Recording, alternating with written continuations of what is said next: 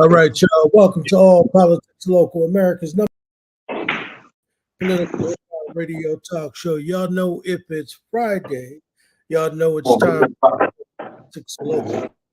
We want to welcome y'all to, of course, tonight's show. We've got some really serious things we need to get into as the night progresses.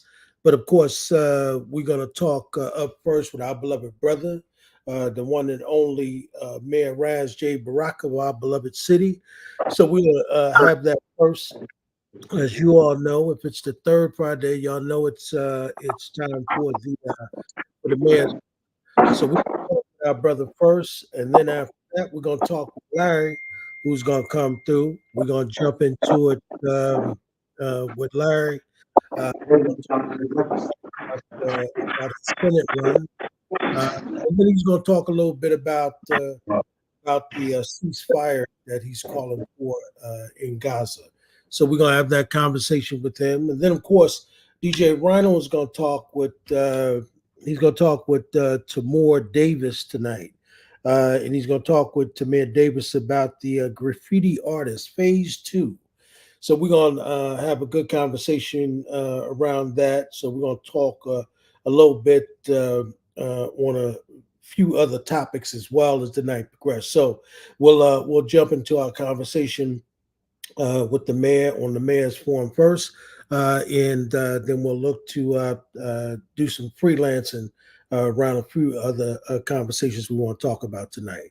All right. So, man, welcome to the show, my brother. How y'all doing, man? I'm That's out right. here and I'm at the National League of Cities, representing Newark, talking about violence and intervention and mass shootings. And that's what my panel was about. And I'm on the board out here too. So I had to go to a couple of board meetings while I'm out here at the same time. So trying to do that and this at the same time, brother. I'm good. We good. All right. Well, welcome to the show, brother. So listen, man, Yes, sir, always. huh? Before I start talking I about didn't say anything. Go ahead. before I start talking about some things I want to get into with you, man, what's on what you want to talk about? What's up with you? What you want to talk about first? Well, I mean, there's a lot of stuff going on. So, I mean, ultimately, there's stuff going on here, around the country, around the world. I mean, there's so much stuff to do with, that's on my mind now. You know, just locally, just us trying to continue to figure out what's going on in Newark, and try to create opportunities for housing and just, this whole, gubernatorial thing and how it's, going to have an impact on the city on what we're doing already. These people are going to try to come up with anything and everything at this point to try to make the city look bad. But we hanging in there, brother, and keep pushing and going to keep pushing forward and, try to get people to focus on the things that we're doing and the things that they're doing to keep us, in the right kind of lane, doing the stuff we've been doing. That's it, and that's really it, man. And just the incredible work that a lot of these folks do every day that don't get no credit for it, at all. So I'm talking about Keisha and all of those folks. That's right. That's absolutely right. I think that one thing is for sure, man. I think that we knew that at the moment there was some speculation that you were going to run, all that was going to come with the territory, my brother. You know what I mean? So, yeah, I did, just not as fast. but it wasn't like you needed to added attention, brother. You know I what know. I mean? So, I mean, I know that's what my mom said too. The added attention, but at the end of the day, I mean, that's what these people do. I mean, they want to continue what they've been doing for so long, and they ain't really even about like me. I'm not that naive to believe that. I think it's really about what they have in place and the threat of any of that stuff being upended, or bringing other people into the fold. You know, it's like you the first wave of something that's going to come out there and just really make people think about it in a different way. Just the election process, period, more than anything, how this thing is done, who picks who, even the stuff on the Senator Menendez thing, all these things that are happening, like who picks who decides who runs, who decides who's qualified to run. Like, people always ask me, what am I going to do? Like, if you run, what are you going to do to get like suburban white people to vote for you? And what they never ask suburban white people is, what are they going to do to get black and brown people to vote for them? Yeah. Like, it's never inverted, that question, you know, and people have this argument about your electability, and it don't really have to do with anything else but racism. And so the people who say you can't be elected are people who believe in white supremacy. They think that this is going to live forever, and that these people are always going to hitch their wagons to white supremacy. And I don't believe that. And that's really, there's people who say we'll never see a black governor in their lifetime. Those are people who are tied to a system of slavery. They believe this thing is going to be in existence forever. These are the people who would not have went with Harriet Tubman, who would not have supported Nat Turner. You know, these are people who believe that the system, the way it is, whether they like it or not, they have to live with it. Right. And I'm not saying they like the system, because many of them don't. They just feel like they don't have any other choice. And, you know, the way things go in New Jersey, it makes you feel like that. So I get it. But those are the things. Like, even at the league, I mean, I get questions from people. They're serious questions. Like, well, what are you going to do to get, you know, suburban white people to vote for you? Or like, how are you going to get out of Essex County? Like, first of all, like, it ain't black people in Bridgeton, in Cumberland, in Cape May, in Warren, in Sussex, in Teaneck. And, you know what I mean? First, that's number one. And that they're not progressive people all over the state of New Jersey, brown people and folks that go opposite. They make us believe progressive. Don't they say that Phil is a progressive? You got all kinds of people voting for him. You know how they talk. Yeah, they make you believe that it's impossible for these things to happen, which is crazy to me. And I wasn't even thinking about it like that until, you know, people started asking me these kind of questions, and I'm like, I don't get it. Like, and these are from young black people who ask me questions. What are you going to do to get suburban white people to vote for you? And I said, well, what did they do to get you to vote for them? Like, I don't understand this question here. And this is the question that's only going to be posed to me. If I make the decision, there's going to be a question posed to me. But my thing is, are they basing that on your qualifications, or are they basing that? No. They're basing it on white supremacy. Yeah, that's what they're basing it on. They believe if your father used to call it for these young blackheads, the ghost of the double consciousness. That's right. They certainly believe that there's no way out, and that, you know, people are not going to change or do anything different or so forth and so on. And I don't believe that. So at the end of the day, if this is a decision we make, I think that everybody benefits. And I met a dude talking to some folks down in Cape May in Whitesboro, New Jersey, one of the first, the original black towns, all the way down in Cape May County. Right. You know, talking to some folks there, and they taking them people's land. Terror in Wilmington, North Carolina, the very bloody end of Reconstruction. Incredible. That's right. Yeah, I'm talking to those folks, man, and that's all the way down at the bottom, you know, and they need to be connected to some people, man, you know, and these are folks that are waiting for somebody to do something other than what's been happening already. I mean, just a holler to them, make them feel like they're alive and well and are being, and somebody sees them, right? Because don't nobody go talk to those folks, right? And you know, I think there's an opportunity to do that, really, and I know that there are people who are comfortably in the positions that they're in because we don't have the ability to talk to one another, because we're divided on these things. And these people, this kind of the ultra right wing stuff to me is also connected to ultra nationalism. I think Netanyahu is a right wing ultra nationalist. That's who he is. Yep. And people can't be surprised that he's responding the way he's responding. Right. If he was, no matter what nationality or religion he claims, he would behave this way no matter what. Right. There were African ultra nationalists who destroyed movements in Africa, who killed their own people. In the Caribbean too, the Tom Maku. So it's these people take this thing and they go so far, and because we're confused, we start thinking it's about religion or nationality, but it's about the ultra right wing ideas that really is about, ultimate and total control. Here's a man who Jews and Israelis were protesting right before this thing. Yes, That's right. Because his undemocratic policies, because he was being undemocratic, because he was trying to override the judges in Israel. This is this guy. Yep.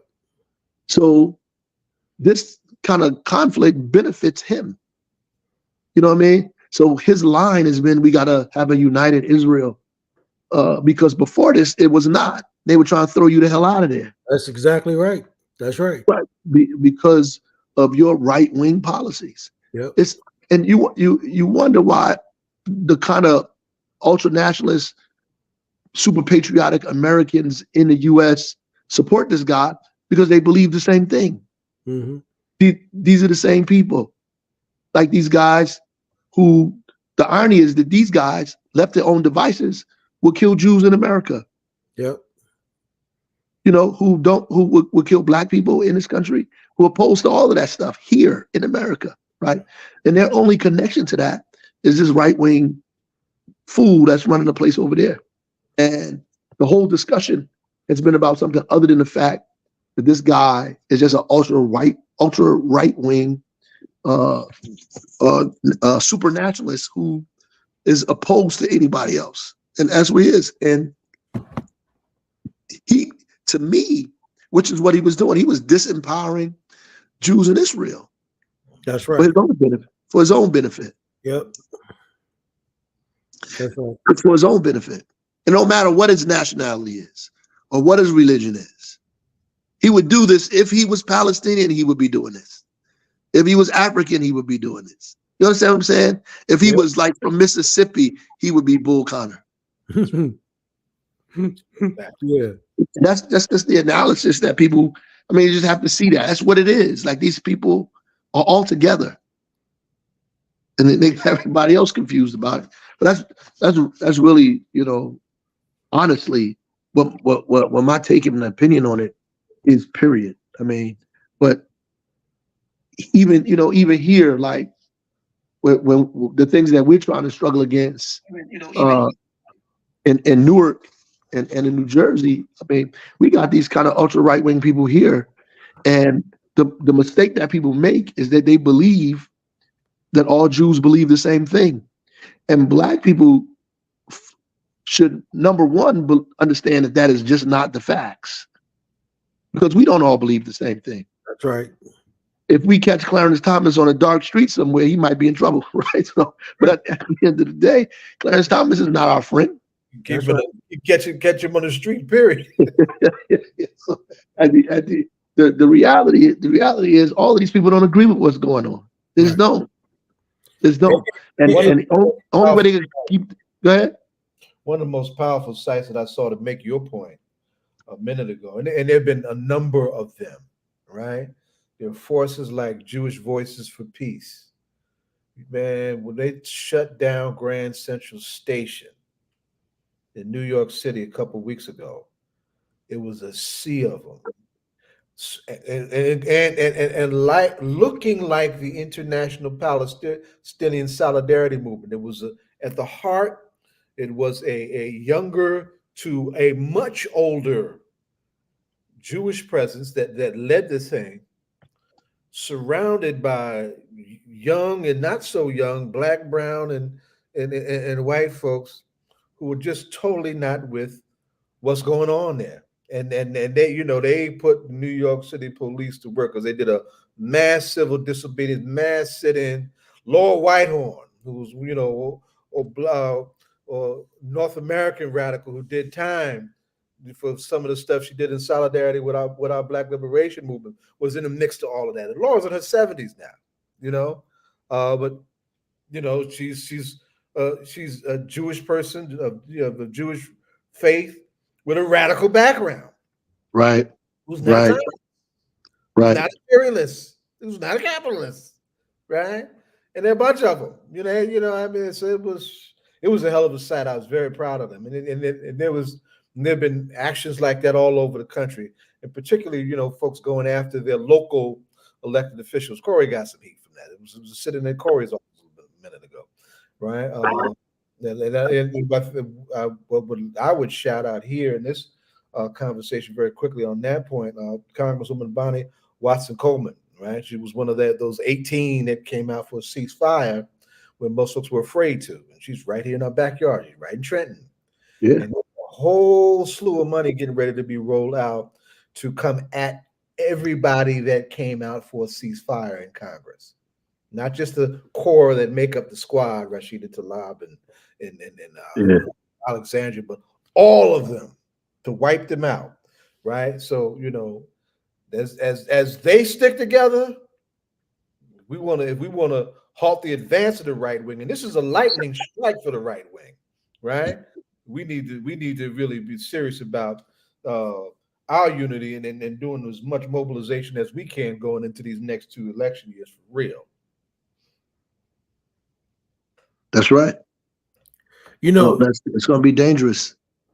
That was one of the things you said the other night, man, when you said that, down in Atlantic City, when you made that statement about, if we could just unite and stick together, when you talked about everybody in that room, that there would be no need for political bosses, That's right. That's right. Wouldn't be no need for them. Yeah. And that's just the reality. And that's what they're really afraid of, Yes. The fact that people will do that you're talking like that. Like, look at this room. Like, we partying in here. We having a great time in here. I told them people met each other here. Families were started in here. People that had children because of these parties. You know what I mean? We know that we in these same rooms all over the state of New Jersey and all nationalities in here having a great time. And then no political boss told us we couldn't, and if they told you couldn't go, you would go anyway. Because I've heard those stories. People say, "Oh, you shouldn't go. Can't go to that party." But once they've been there, it becomes irresistible, right? Like, I gotta go back there. They bugging, But so that's why I said that. Look, nobody should tell us what is right when we know what is right. This is not harmful. You should be in here enjoying yourself. And if the way we acted, if we voted the way we are in here today, then there would be no need for none of stuff. Then we could get the things for the children that we needed, things for our families that we needed. All the stuff that we're lacking, we would be able to get that because we're acting as a unit and not separate. And let me tell you something, man. What I noticed was when you said that, right, it caused lights to go off in people's head. Oh shit! Wait a minute, that makes sense. Whoa, they started yelling and screaming. There, let me think about that for a second. Whoa, I hadn't thought about it that way. And because that's the lane we in, man. And there were people in there who were specifically there, as they in the political sphere, but they hadn't thought about it. Wait a minute, he's right. I don't need somebody to tell me to think about it this way. Right. And I said that while the governor was there. Standing behind me. Yeah. And I'm not gonna call the other names, but there was a lot of other people in that room too, man. Yeah, I said, look at this place, I was going, look at this place, jam packed. Yeah. If we voted this way, we wouldn't have to worry about anything. Yep. And it all made sense because I think that, and that's the other part, man. That's why people are afraid of you. Right? They're afraid that you just may bring people together like the people that was in that room, right? All different groups, all different nationalities, all different religions. They're afraid of that. right? Could this black man really do something like that? You know, and that's why they want to ask those dumbass questions. Will white folks vote for you? Well, why wouldn't they? Because it's been put in their head that, and culturally, that's what people believe. I go all over the state now, man. There are white people who run over to me, brother, and be like, "Can I take your picture? I want to sit next to you." I'm telling you, Right. I'm telling you. But and people don't understand that because the way that the segregation in the state and the way our bosses have divided it. So it's the political class benefits from this kind of cultural division and racism. They benefit. They benefit, right? So when you like have this kind of ultra nationalist kind of thing, you isolate everybody else, but you isolate yourself and say, listen, this is what we're doing. This is it. And we ain't gonna support them, we ain't gonna support them, we ain't gonna support them. No matter what they're saying or doing, they gotta come through me. Yep. So they set themselves up as the chief or the king of that area. And you got to go through them in order to talk to the people. If you bypass that, then you take away from their in their mind, their authority and their power. Because they're so myopic in their view, they don't understand that the power grows with more people that you have involved in it, right? And so they benefit from this division because people get to visit them. Right. And what folks don't understand is that they don't care if you talk to Latinos, they want you to talk to them. Just me. Yeah. And I'll hook you up with Latinos. You don't have to worry about talk to me, me as the black person, and I'll hook you up with the rest of the black people. That kind of, and white folks the same way they began it this way. These white guys. I was on a panel about the organization of the appointed and elected officials and the percentage of African Americans and Latinos and women that are represented on these elected and appointed boards are well below representation in the state, but a kind of outsized overrepresentation is white men. But you don't need data to tell you that because it's clear, right? But the data kind of verifies and backs it up. And while they was talking about programs and things that you can put in place to mitigate that, I told to them, this stuff is systemic and it continues to be this way because the system is designed for it to operate this way. Right? Like if we continue to use what we use, like, and most of these people and that we talked about many times can't organize for themselves, black and brown, particularly if you black or brown woman who are overrepresented in healthcare and childcare and taking care of your family and everybody to get the education, to get to be in political this, it becomes more difficult for you to be engaged and involved in that, right? And so you less represented in areas you need to be represented in because you're taking care of everybody's family, their children, and your spouses and everybody else. So it's difficult. And if you're a black woman or a brown woman, not only you got to deal with that, but you also got to deal with the racism and the sexism. So, and if you're working on those things for your personal self, you don't have time to raise money. Yep. Or who's going to give you the money? Yep. Right? You're waiting for somebody to pick you. Yep. Right? And the people that pick people are party bosses. There it is. That's it. That's it. You're not going to run for anything unless somebody picks you to run. Yep. Yep. And the only people that can run for stuff without being picked are them. Yep. And are them. They can do that. We got to be picked. If we pick ourselves, then we being rebellious and this thing and that thing, and we against that. They isolate you and marginalize you and call you names and do all the kind of stuff to you. Get your own people to fight you and drag you down and pull you down, because ultimately they want to sustain and maintain the status quo where they are the pickers of everybody. Yep. Yep. That's what it is. Because you don't have the money, they're gonna give you the money. Yep. You don't have the organization, they're gonna give you their organization. And so you win with their organization and their money. And it takes time and energy to do all those things on your own. Yep. So it's easy to be picked. Yep. So even for the gubernatorial race, you got people running around trying to get have relationships with the people who pick people, or they're paying for people's campaigns or paying for people's stuff in different areas to get them to endorse them. But we're not having discussions about people's issues. We ain't going to nobody's neighborhoods and talking to people about the things that are going on, because that's not how it's done. Yep. Because I don't care how much you do that. If you ain't got no money, you can't get involved. Yep. Yep.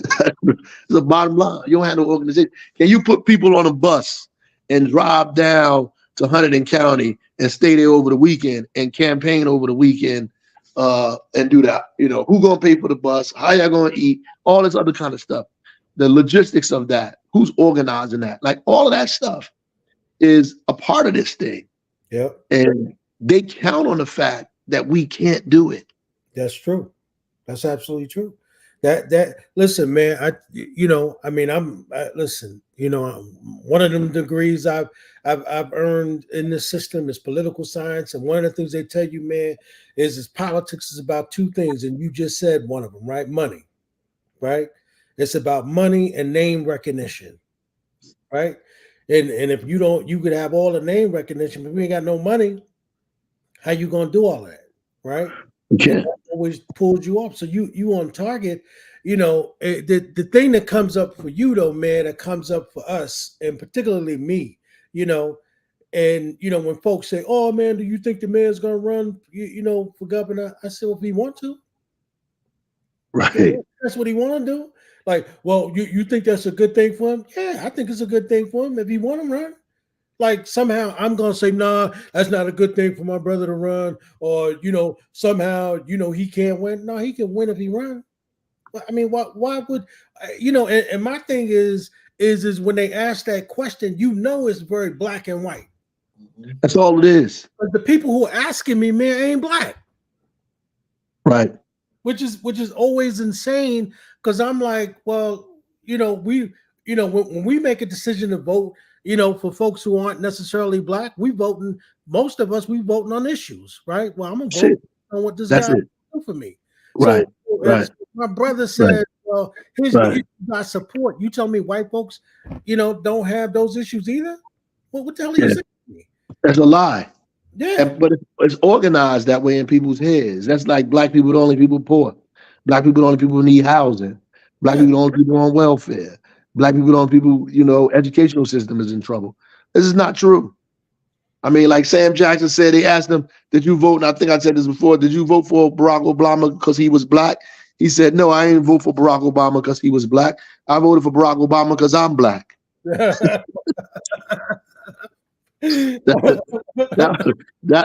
the killer. But the real thing he's saying is because I'm black and the issues I suffer, he's speaking to those issues. Yeah. That's what he said in his mind. That's what he was saying to them. And in reality, you know, we voting for people no matter what that we think. That's why we moved from the Republican to the Democratic Party. Yep. You know, we moved because of FDR. We moved because of Kennedy. We moved because of all of that stuff, because at least you're mentioning our issues, things that are important to us and our community, right?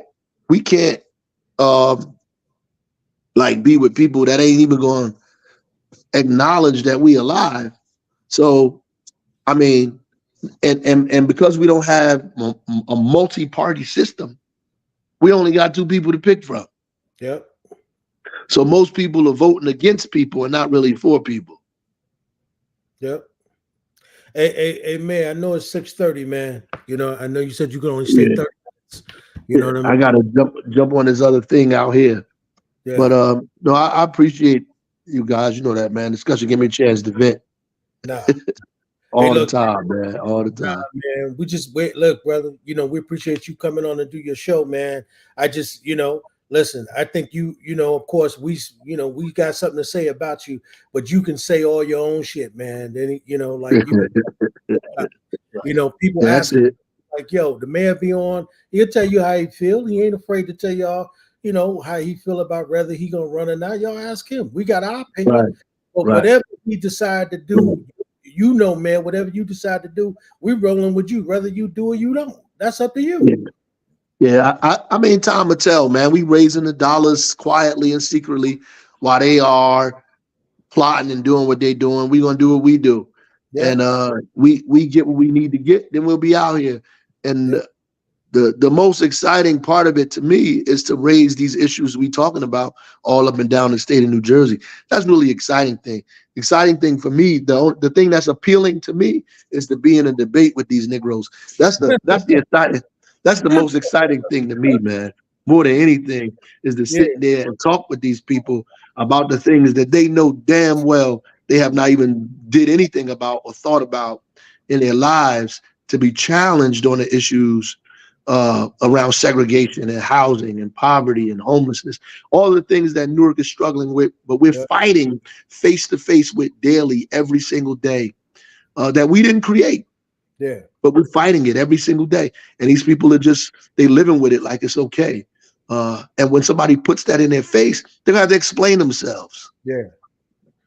And that's really what it is. And I get to make them explain themselves to the entire state of New Jersey. That's what they're scared of, man. That's what they're scared of. They're scared you're gonna raise those issues. You know. I, I, if I don't raise them, I shouldn't be in it. All Get out of here, man. All right, y'all. right, man. Thanks, man. Peace, All my right. brother. All right, man. So Zaid, so let's talk about that march, brother. You know what I mean? Which one? Well, first off, you was at. I know you were at the thing in Philadelphia today, right? Yeah, I sat and ironically, this is the we had Sharif El Mekki on a Right. few weeks ago, right? And this is something that he's been doing for several years now. His organization is called the Center for Black Educator Development, and this is the Black Male Education Conference. I think that's the BMEC, right?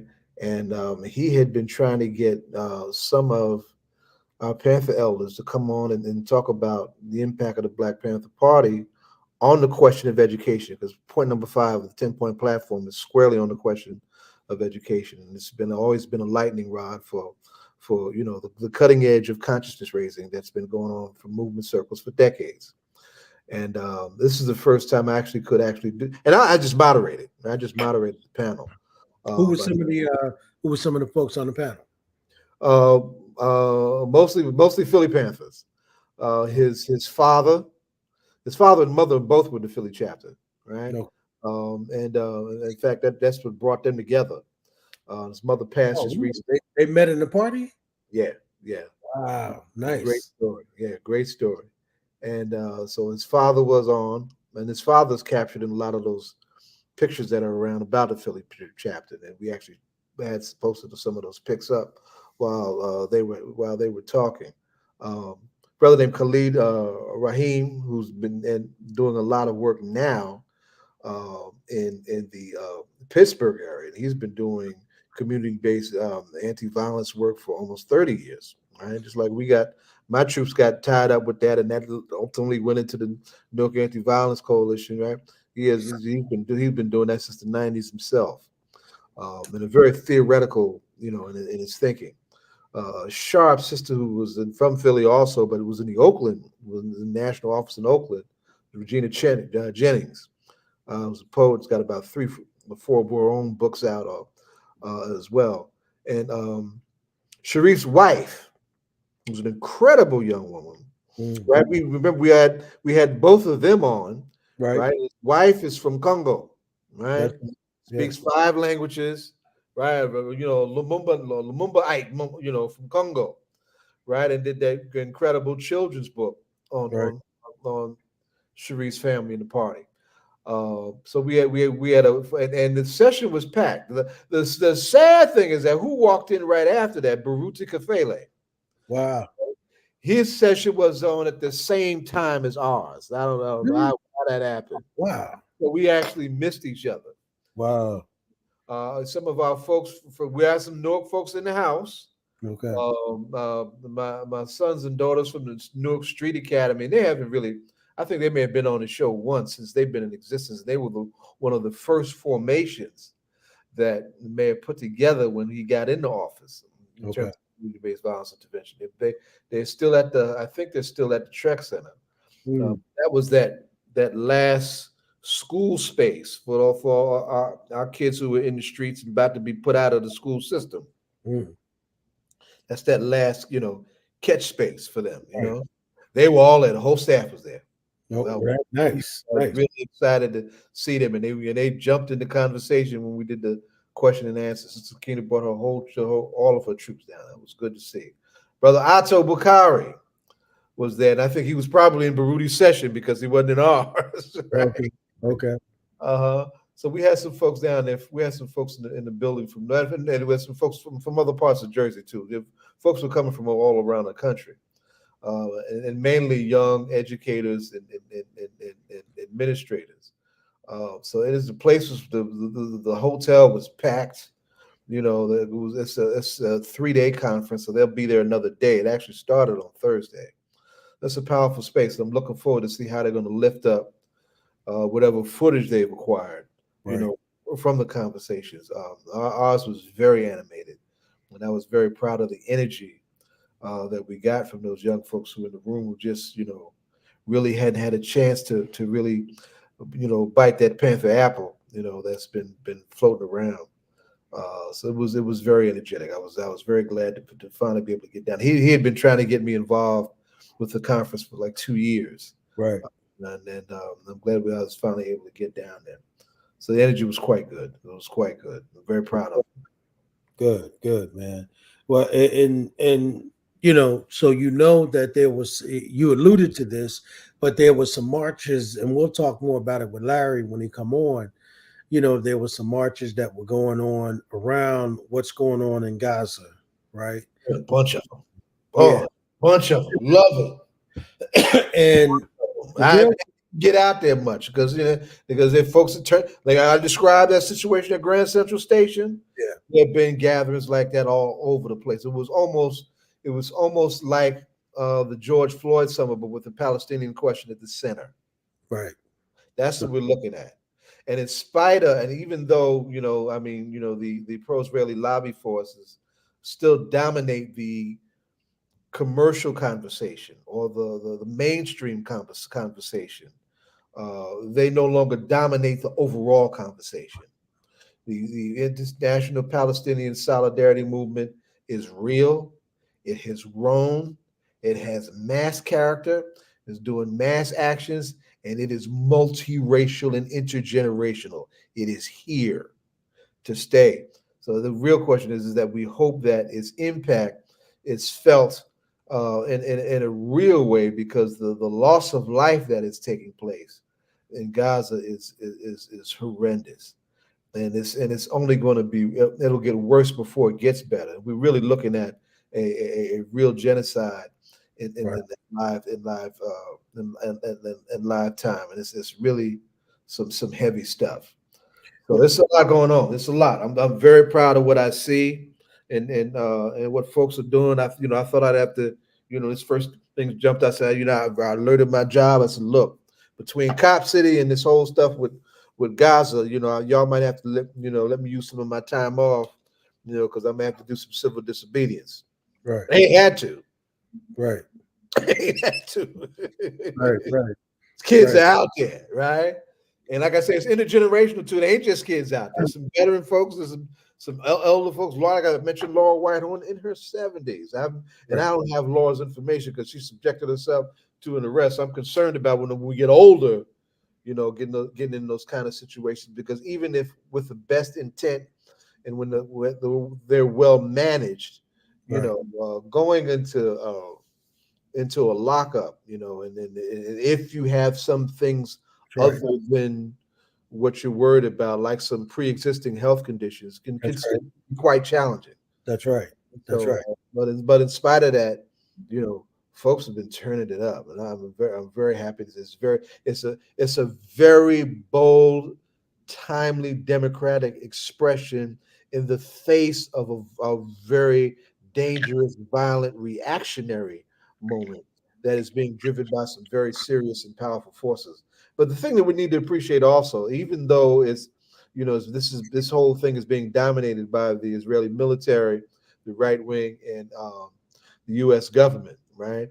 The international community is just, just not with this, and Yeah. and really, it's reminiscent of those last days of apartheid, Right. right? It took us a long time to get the anti-apartheid movement. Larry's getting ready to come on. Me and him met in the early days of the modern apartheid movement. And I can remember folks telling us they ain't gonna never let that man, talk about Nelson Mandela, they ain't gonna never let that man out of prison. They ain't gonna right. And at that moment it was dark. Late 70s, it was a dark time for the country. It was a dark time for all those kind of questions. Political prisoners, we couldn't even talk about that here. I really didn't start pushing that till a few years later. But because folks never give up, they continued to organize, they continued to build. That time came, and I can remember the day that he was getting ready to be released. Everybody was looking at Mike Tyson. I had to cuss one of my best friends out. Mike Tyson was getting his ass whooped. I said, "Get the hell off the goddamn phone." Nelson Mandela will walk free tomorrow. Get ready. It happened. It happened. So it's just we're in a pivotal time. This is a pivotal moment in this country's history. Israel and Gaza makes it plain that this is a pivotal time in world history too. Right. Right. But let's talk about those, Zaid. What is it? What is really at the crux of the genocide in Gaza? Right. So because the conversation is really not on what Netanyahu is really after. And what he's really after, for people who can see that is really a land grab, right? It is really about going in and doing a total extermination, right? A total removal of the people. And that is why the people don't want to leave, because they're afraid that if they leave, right, he would have won. And the people would not be allowed back. And that's why he's just doing this total mass killing, right? I'm not concerned about women. I'm not concerned about kids. And they got stuff under the hospitals. Right. They got stuff under the hospital, so we're gonna blow them up anyway. And the question is, can you believe, that stuff is implanted? That stuff is an AI generated, right? These photographs of weapons now that are coming. How do we know any of that is true, right? Yeah, one of the horrible, and I'm not gonna glorify violence on either side of this either. We'll be real clear about that either. But fighting for freedom itself is not a crime. I don't agree with the notion of taking hostages. That's something that we saw in Colombia, and that drew that process out. I would say much longer than it needed to, right? But when this thing first jumped off, there was this wave of propaganda of children being beheaded and all that. Wasn't none of that stuff true. Wasn't none of that stuff true, right? Hamas did a strike, and for all of the military prowess of the Israeli state, the Israeli state is like in the top 11 militaries in the world. Small country, about 5-6 million people. One of the top military countries in the world with the kind of technology to prevent that kind of strike from happening. And let's not forget, Zaid, they got nuclear capability. They do. Yes, they do. And that arming took place in cahoot with the specific intent of not only for them being able to dominate and control the northern African, so-called Middle East part of the world, but to also funnel that same nuclear weaponry to what was then the apartheid regime in South Africa. See, some of us ain't forgot about that relationship. See, and what we're talking about, to your question, is how ugly, sinister, and destructive settler colonialism is. Israel, for all of its, the needs of Israeli people, right, is built on settler colonialism, right? The taking of land from other people to settle their people in those spaces. And they have been steadily there's been a steady settler movement that has accelerated, behind the right wing in Israel, and this is another catalytic event, right, to advance that settling energy further. That's Right. exactly what it is. Right. And so I was having this conversation with, a number of different lawyers, and in the conversation, that we were having with some of them who were not black in the room, began to look a lot like the conversation. So you begin to have, like Tanisi was having, where he said, "This is familiar, right? His Yes. history, our history in this country, right? Mm-hmm. But what has been done to the indigenous people, you all but now can go. I mean, there's Well, our people. yeah, to our people, but there's not a state you can go in, Right. right? Wherever there used to be indigenous people, where are they? Right. Right? Right. Where are they? Where's the indigenous people? So Right. if Netanyahu is allowed to do this, right, just kill people wholesale, right, the way that he is, and create these fictitious lies, and then just drop these kind of bombs, right, on these people, right, these buster bombs that they say can penetrate the ground, right? I mean, just imagine the kind of destruction that you're doing. So, in other words, it's like, let me destroy everything in Gaza, and then when we go back, there won't be no people, there won't be no buildings, and then we can just build how we want, and the land is ours, right? That's at the heartbeat of the Yeah, racism of the Zionist doctrine. there you go. Right, Land for people, for people. Wait, what's the actual language that they used to use? Land for people for people without a land. I forget the actual language, but something to the effect that it's built on the erasure or the invisibility right, of the Palestinian people, like they don't exist, or if they to the degree they exist, it doesn't matter, right. right? And and this is not new. Yeah, I mean the Nakba, which was the first mass uh, elimination, right? That was 70,000 people in a few minutes back in 1948. 700,000. yeah. And so this is on that scale, and it's actually more violent. Yeah, and the thing is, Zaid, is that as I was saying, to some of our other folks, I don't want to put them on blast, but as I was saying to them, everybody is so afraid to have a real conversation. I'm even talking about our scholars, right? They are afraid to come forward and talk about the history of Israel, talk about the history of Palestine, right? They're afraid. And because they've seen the hits that Michelle Alexander is taking, Mhm. because they I mean, she's in seminary, and I hear that they're talking about putting her out of seminary, Wouldn't doubt it. I you wouldn't doubt know, and I'm like, wow, expelling them for what? Wouldn't I mean, doubt this it. woman is one of the brightest lawyers, civil rights lawyers we got. She's an accomplished attorney. She's an accomplished writer, and she's trying to get a seminary degree. And now, because she did a workshop based around what was going on in Gaza, she had guests. She didn't do all the speaking, Yeah, right? yeah, What is the issue? yeah, And at this very moment, other folks who could speak on her behalf are afraid, yeah, right? yeah. All of these folks are afraid to come forward and actually, and Zaid, we got scholars that are still alive, Hmm. Hmm. right? Like Dr. Ben and Dr. Clark, who Hmm. could give us the historical facts about what happened in 1948 and where we are currently. And listen, I'm old enough to remember, you know, uh, uh, you know, um, when those talks were happening with Jimmy Carter, Hmm. right?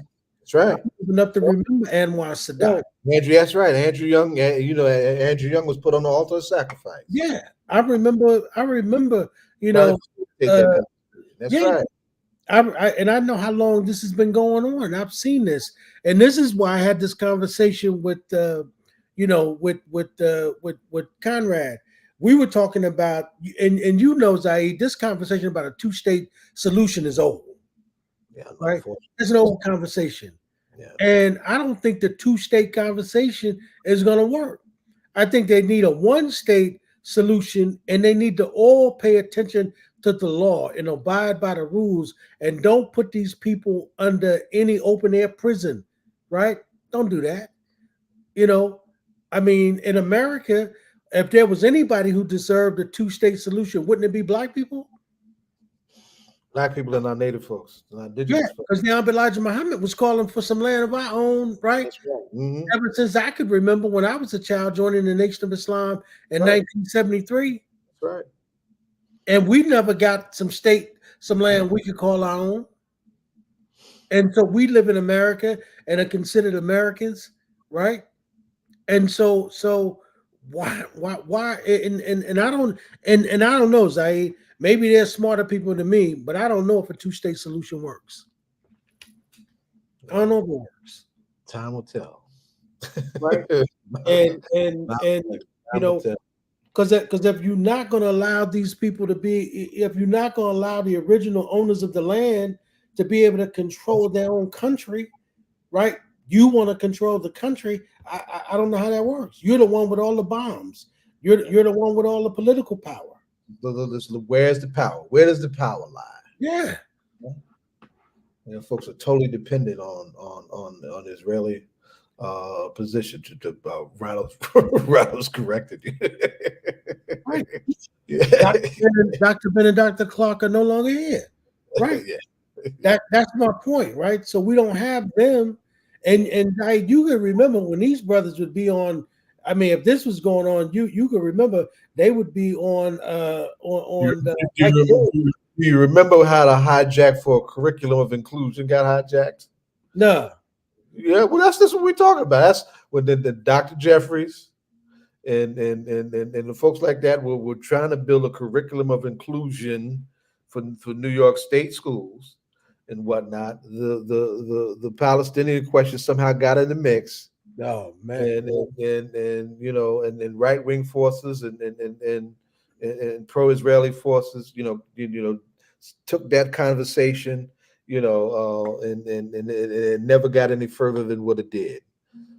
And you know, that's what threatened. That was that led to we're talking about this recent attack on Black studies, right? That was an important attack on Black studies back then. This is the 90s now I'm talking about, right? Where you really began to see the taking apart of Africana studies departments around the country, right? And folks who, even though they had tenure, you know, all right, he's got tenure, but let's dismantle his program. You know, that's when they all came under fire. So this is another wave of that. Yeah. Right? Not an accident that there was another attack on Black studies, and then this thing pops up too. Oh, they're trying to ride. They trying to ride us into the back of the bus. Yeah. Good.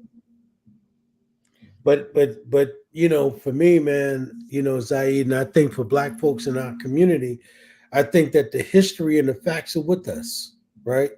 And I think that we've got, you know, will to be independent and not so addicted to the money.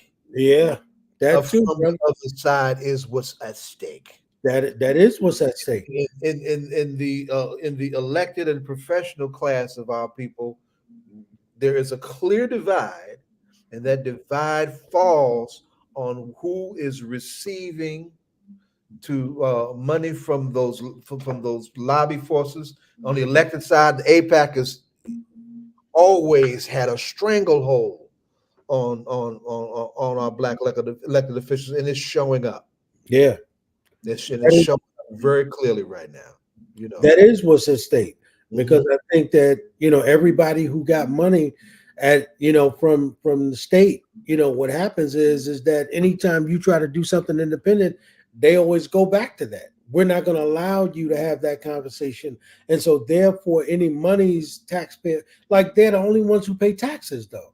Yeah. Right? Or they don't know taxes matter. Yeah. I was in Detroit for the 60th anniversary of Malcolm's message to the grassroots. And I walked into a pleasant surprise, because the pastor of the church is called King Solomon Baptist Church, but Malcolm did it at 60 years ago. It's a young brother. I don't think he's 40. Young brother, right? Just happened to come back from Cuba. I said, oh, all sookie now. Let me have some fun with some of this, right?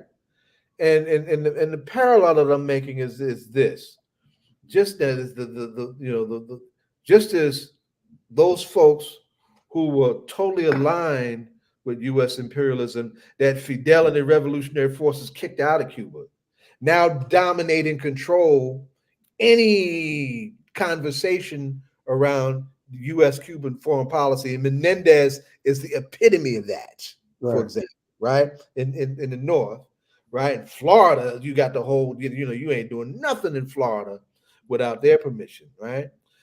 Almost around the same time, right? You see the emergence of this particular pro-Israel lobby that has the same kind of dictatorial clout, right? So it's so that and those are the only forces. We look at who's opposed to Cuba in the international community. It is the United States and Israel. The United States and Israel. 187 countries, and they've been doing it for the last 20 years or so. Every year condemn the U.S. embargo against the Cuban Revolution. And you can't have a conversation about Cuba. Gail Walker, who I've been trying to get on here, right, went to Menendez's office for a conversation. She's been doing Cuban solidarity work for as long as I've known her. That's almost 35 years or so, right? That's Lucius Walker's baby girl, right? Who climbed right up on his shoulders when he died, right? Doing humanitarian work, right? Said, look, Song Smooth, it's time for a conversation. Right, it's time for a conversation. They had her locked up. She didn't go with the intent to get arrested. She meant to arrange a genuine sit-down meeting. And so you want to arrest me? Okay, arrest me. Yeah, but we're gonna, you see all these folks here who got their cameras on, we going out like this. Right. But that's the kind of thing that we're looking at. And the thing about it in all of this that can't be lost in this, right? If this is not what democracy is supposed to look like. Right? This is not what democracy is supposed to look like. Why can't you have a conversation in a democratic space if there's two very different opinions about where our resources are supposed to go? Well, in a situation that is begging for peace, that is in an uncontrollably violent space. Come on. Really? Right. So yeah, we are in a pivotal time. We're in a pivotal time, my brother. And I hope our folks continue to stay mobilized. One of the things that I don't want to happen, and this would be a good segue for him when he comes on, because he'll probably, he'll probably say this also. Even in the midst of him having a, left of center campaign like he always does, right? Is that we have to while Biden is doing what that lobby is dictating he do, right? He is not the same as them, right? Whereas our right wing forces will take that to the next level, right? And we'll look at some other kind of stuff. Other thing too we need to watch too is that we want to be very careful about the mainstream media looking at civil disobedience, legitimate, well organized, disciplined, harmless civil disobedience being treated like January 6th. That is in the mix too, in terms of media. Right? And what's happening in the streets is not that. It's not that. This solidarity movement is genuinely committed to a civil conversation in a mass way, but in a civil conversation that can nowhere compare to what was happening on January 6th. So if we lose ground, do not be surprised to see them try and criminalize that kind of protest. That's what Cop City tells us. Right, in Atlanta, right? So to try and bring all this stuff together, it's all related. It's all, and I can hear a million in my head, right? Gotta advance to the right wing. We have to advance to the right wing. So that's you got folks talking some stuff here on this here All Politics and Local show there, brother Ed. Hey, brother, listen, man. I think that's what this is probably the only space that I think, those folks who are afraid, that there's going to be some blowback for them. I think this might be the only space that can be open for Black folks to be able to come and, and have the conversation that they want. There are not many spaces. There are some others, Black Power Media that Todd is associated with. I haven't been able. I've only been on one of their platforms once or twice, but Druba's there a lot, right? Yeah. Is one space, right? Donna's Karen Hunter show. Greg Carr is here, right? We ran into each other for a hot second. He's here. He's and Roland Martin is. There are a few spaces, right? But they ain't a lot, right? Right. And by virtue of them being strong Black voices in Black spaces, they're definitely not mainstream, right? Roland is probably the closest to the mainstream out of all of them. He's a dedicated Democrat. He is, I'm not hating on him for where he's at, right? But he is not. He had to create that space for himself, right? Because he's outspoken, right? Because he's an outspoken Black man, right? And and that's the thing that if you listen at what the mayor just said about being in spaces where we can raise the right questions, right? And that's the thing I like about Ryan Haygood. When he raises those questions about wealth in this country, and then he raises the questions particularly about where that is in our state. Just in terms of, when you look at the disparities around income and you look at where we are, right? Just in terms of the amount of money that folks are taking home in a paycheck compared to other folks who don't look like us, or then in terms of folks who don't have our academic background. Right. In one of the wealthiest states in the country. Yeah. That's what New Jersey is. Right. I'm proud of that little brother. And he put together that reparations advisory council. Right. That's an important step in the fight for reparations locally. By the way, any New York listeners, pay attention. We're trying to get Governor Hochul to sign the reparations bill that has gotten through the Assembly and the Senate. All you got to do is sign it, Kathy. All you got to do is sign it, right? And then if she doesn't sign it, she's trying to act like it ain't coming, right? We'd have to start all over again, in the next term. But we got, Charles Barron drove it, from his perch in Brooklyn, right? And there's some young voices in the Assembly and in the Senate, right? That kept pushing that, right? And enough folks, said, yeah, it's time to do that. California is already further along than New York is, right? So I just wanted to lift that up because what Ryan has done on trying to harness a united front around the question of reparations in New Jersey is an important count, and we have to continue to advance those conversations. That's right, and he's done it tremendous. Some Democrats don't take step backwards. This is the time to advance. Yeah, not to step back, to advance. Yeah, and Zaid, that is where I think that we have to remind these folks that they would not be in the position, and particularly Kathy Hochul. She wouldn't be there if it was not for Black folks in New York, right?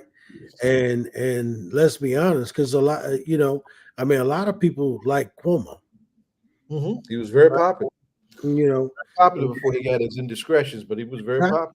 Yeah, and would have run easily, and would have won, right?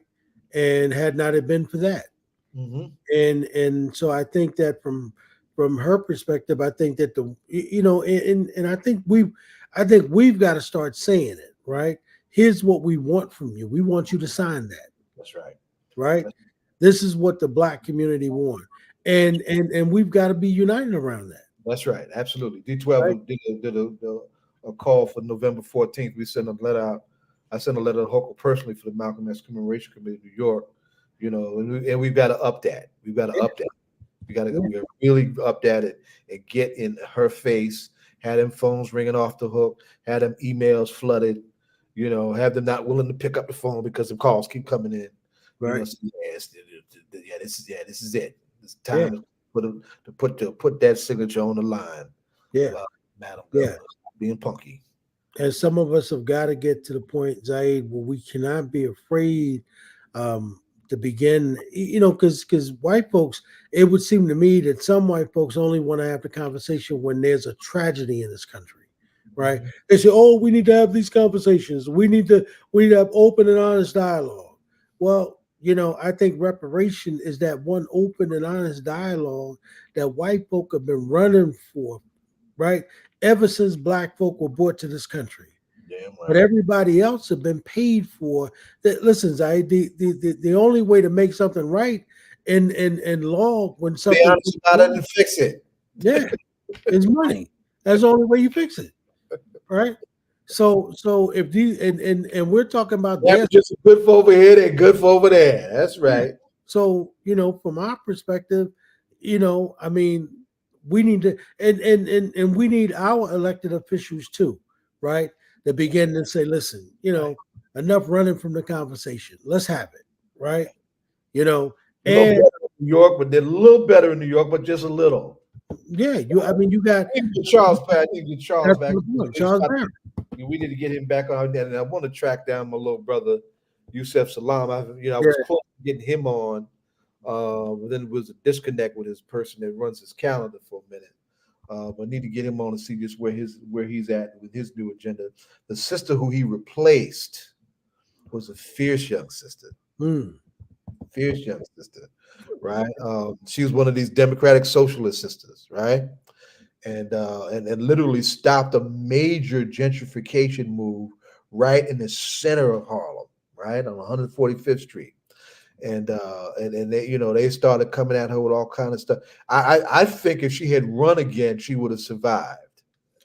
I think she would have survived, but she was so disheartened by how cold, folks who she looked up to at one point in her life from the Harlem, New York Black Democratic Party, right, came after her because they were willing to give up 145th Street.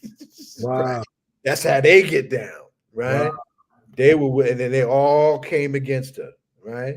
And it was really really disgusting the way that played out. So she said for her own mental health, she decided not to run again. And out of that vacuum, Yusef emerged, right? Because there were several folks that were running, but Yusef just when she stepped back, Yusef, emerged to the head of the pack. And I'm glad for him because he went through hell. And his mother is one of my favorite Black women on earth in terms of the way she today is the funeral for a beloved Black woman who I love dearly, Numza Brath. Numza Brath, most folks know her as Alombe's wife. Right. But Alombe's wife wasn't no joke. Alombe's wife was close to Sharon Salam. And when them boys got railroaded, Sharon talked to Numza, right? And it was Numza and Alombe and Father Lucas in the D12 that got all of us in the street that started raising hell around what became the Central Park Five, right? Salam. I'm proud to see. So this is such not just a vindication for Sharon's boy, but a liberation of the talent that he represented of his generation, right? That you can fight these no good bastards and win, and then you're fighting for win. You absolutely should also be fighting not just for repair, but for power. Yeah. For power. That's what they do, right? They take it, turn around, run for office. Yeah. Right. And they become the lawmakers. And that's sort of the same thing we need to be thinking about doing. Absolutely. Absolutely. Where's the Dim? Was he coming on? He's supposed to. I reached out for him, man, but he hasn't reached back. So maybe you can try to text him, see if he comes on. I know he was going to be on because I was on their meeting on Thursday. I would announced it. I know Timur will be on a little later. Donna sent a text and she'll be on. She's on her way. She's probably coming from work. So I'm not sure, but yeah, man. So we can get into that conversation with Larry because Larry is he has some real historical facts about he gave a real good historical background on what's going on and how we ended up in this particular position, so that would be a good conversation to get into, brother, as we talk about his his campaign. So it'd be a great conversation as well, But the mayor is correct when he talks about there's a lot of stuff going on, and in terms of where we are politically, and black folks, and I mean it's real strange time, brother Zaid. It's a time for courage. Strange time. There's principled people. It's time for principled people to demonstrate some courage. Because the folks that that there's so many folks are afraid of, with the crazy principles they got, right? They're united, and then they're doing some crazy stuff, from their lone wolves to storming the Capitol, all of that. That's who's coming, right? If they can muster up some courage to do that, we need to muster up some courage to uphold what genuine, humane, democratic principle looks like, right? And I ain't talking about the Democratic Party. I'm talking about the broader question of democratic values and principles. Right? We need to dare to do that.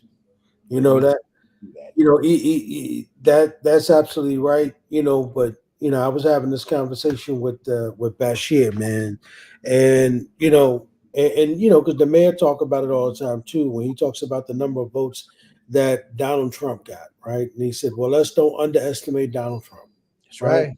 Because never underestimate your enemy. Right.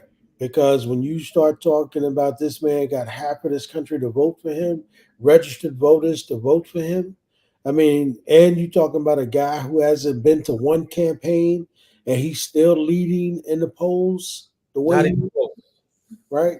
He hasn't done one campaign. Don't feel that he has to, right? And you see all these other folks who on the Republican side of the ledger who are campaigning. You see they all falling out. Yeah, right. They're falling, and when they were in, they wasn't doing nothing but auditioning to be his running mate. That's really what they were doing. At least that's what we hear. But he ain't gonna pick Christie to be his running mate. Christie for all of his limitations. Huh? For all of his limitations, he was actually willing to take him on a little bit. Yeah, he was. But how can you take somebody on who's never going to get on the stage with you, right? And that may really be the reason why he's not showing up, Zaid. Yeah, right? Yeah. Because he recognizes that somebody like Christie, who really knows him personally, may just expose him. Yeah. Right. And you talking about somebody who got all of these cases. I have no idea how you juggle all of that. Right. And he must believe, and he probably does. I mean, I don't have any evidence to prove it, but maybe in his mind, he really believes that, listen, all I got to do is get elected. And then, once I get elected, all this go away. Yes, right. This all is going to go away. So, don't you worry about it. He's probably telling his kids, don't worry about it. I'm even if they find us guilty, try to take our license, I'll appeal it, and I'll keep it being appealed for the next 4 years. And just before I leave the White House, you know what I'm going to do, right? Nothing is going to stop me from being able to wipe the whole slate clean. Everything goes away. And that's what set them folks off on January 6th. They believe that they will get away with it. Yeah. And what is it to stop them? Right? Because if I mean, like Mama Baraka says when she talks about stopping fascism, right? Right. But That's if exactly but what if I'm talking black folk are not organized and other folks are not organized to stop that, then how do you stop it? Because for the most part, these people are clear, right? Like the mayor just said, they clear about their racism. They Mhm. clear about white Very supremacy. comfortable with it. Very Yeah, comfortable with it. I'm trying to hold on to it. That's what it's all about. right.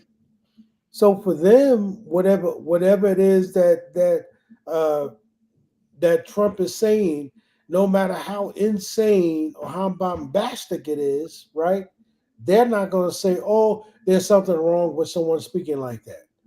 But you can believe if you were speaking like that, and we see now anybody who speaks against what's going on in Israel is considered anti-Semite, right? We didn't say anything. Listen to this. Remember this? Remember what we did on October 7th? Yeah, Pour down raining, seats the place half empty because the rain was all bad and had to go through all those hoops just to have that little fair that we had, yeah, right? A knucklehead Republican gets hold of the flyer. We ain't said nothing about none of that. right. We trying to, bring our folks together to keep the peace in the streets, And we right? ain't nothing to do with Here he come talking about, Mayor Baraka's giving state money to anti-Semites, and we need to halt and freeze all of that money. Now, it. thankfully, Murphy didn't punk out that much, Right. right? And didn't do that. But that, please, the thing that I had suggested that, our folks on the official side of this should respond. So, look, what we have done in Newark to reduce violence by more than half since we've been doing this work, they need some of that in Israel and Gaza. Yeah. Well, how about that? Mhm. How about that? What we did is working, right? Why can't y'all figure out how to stop that shit? Mhm. Can't make this stuff up, brother. Can't Yeah. make this stuff up. Yeah. Yeah. I mean, you're absolutely right. I think that's exactly where we are in terms of our people, man. And unfortunately, what we have in this country, Zaid, is we don't have real true freedom of speech, right? We don't have that, right? We don't, and that, and the question is, has that ever really, and because the words that people like to throw around is democracy, Mm-hmm. freedom of speech, That's my point.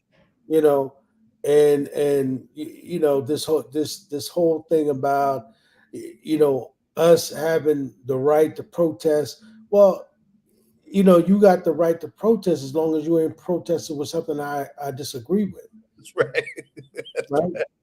But if I disagree with it, you ain't got the right to protest now. Right. If it's infringing on my privilege now, just Yeah. hold on there.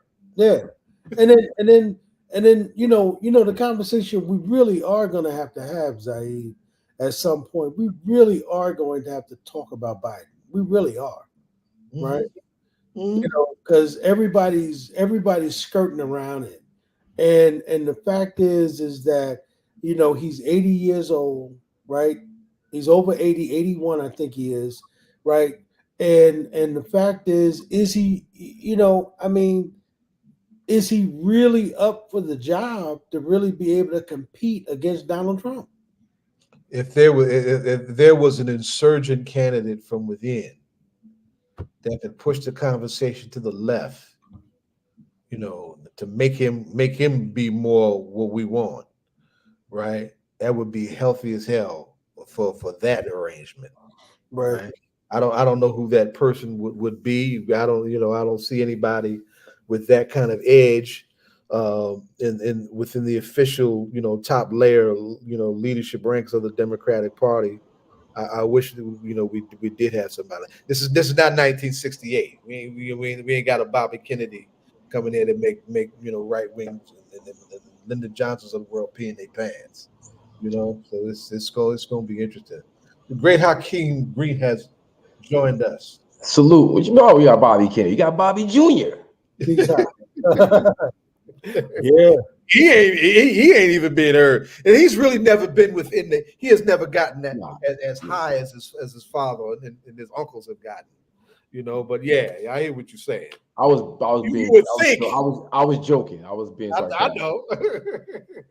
Yeah, it's crazy. What's up, Ed? What's good, Hack? What's good, my brother? I'm How you good, bro. doing, brother? Yeah, can't complain. Trying to Hakeem, hold. how long you hanging out?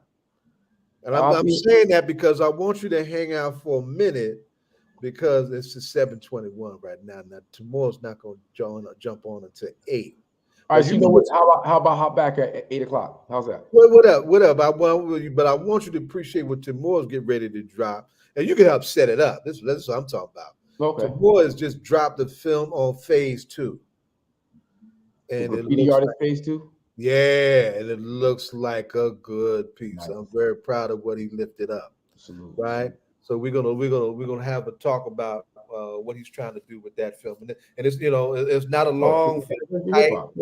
Yeah. It's and then we need to have, as we wind this year down, we need to wind it down with some strong conversations about this 50th anniversary that we're talking about. You'd be great in that. You'd be great in that conversation.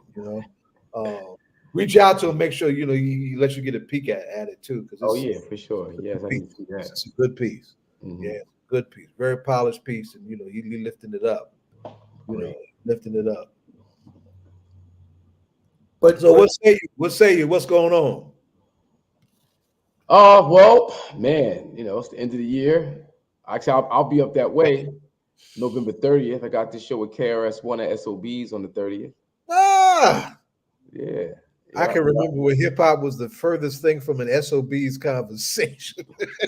What are you talking about? Hip hop has lived at SOBs for at least the last 25 years. Yeah, but I go back further than that. I got you. I got you. SOBs was a jazz space and an international space. Still, Right. But then we Hotep, yeah, that's Sean checking it. Yeah, it still is. It still is. But that's all it was, Yeah. And I can remember in those early days, you try and raise those kind of, let's do something there, like what? No. Hip hop start paying those bills. Hip hop. Right. That's right. Yeah, filling man. the seats, drinking up all that alcohol. Hell yeah. And of course we have the Temple of Hip Hop officially opened over on Ludlow, 55 Ludlow Street, Newark, New Jersey. That's the Trek. Yeah, that was talking about the Trek. Yeah, the Trek. Yeah, the Trek. So, that's a great thing. I see other folks running around bashing hip hop, that hip hop hasn't done enough to add to the experience of Black and brown people.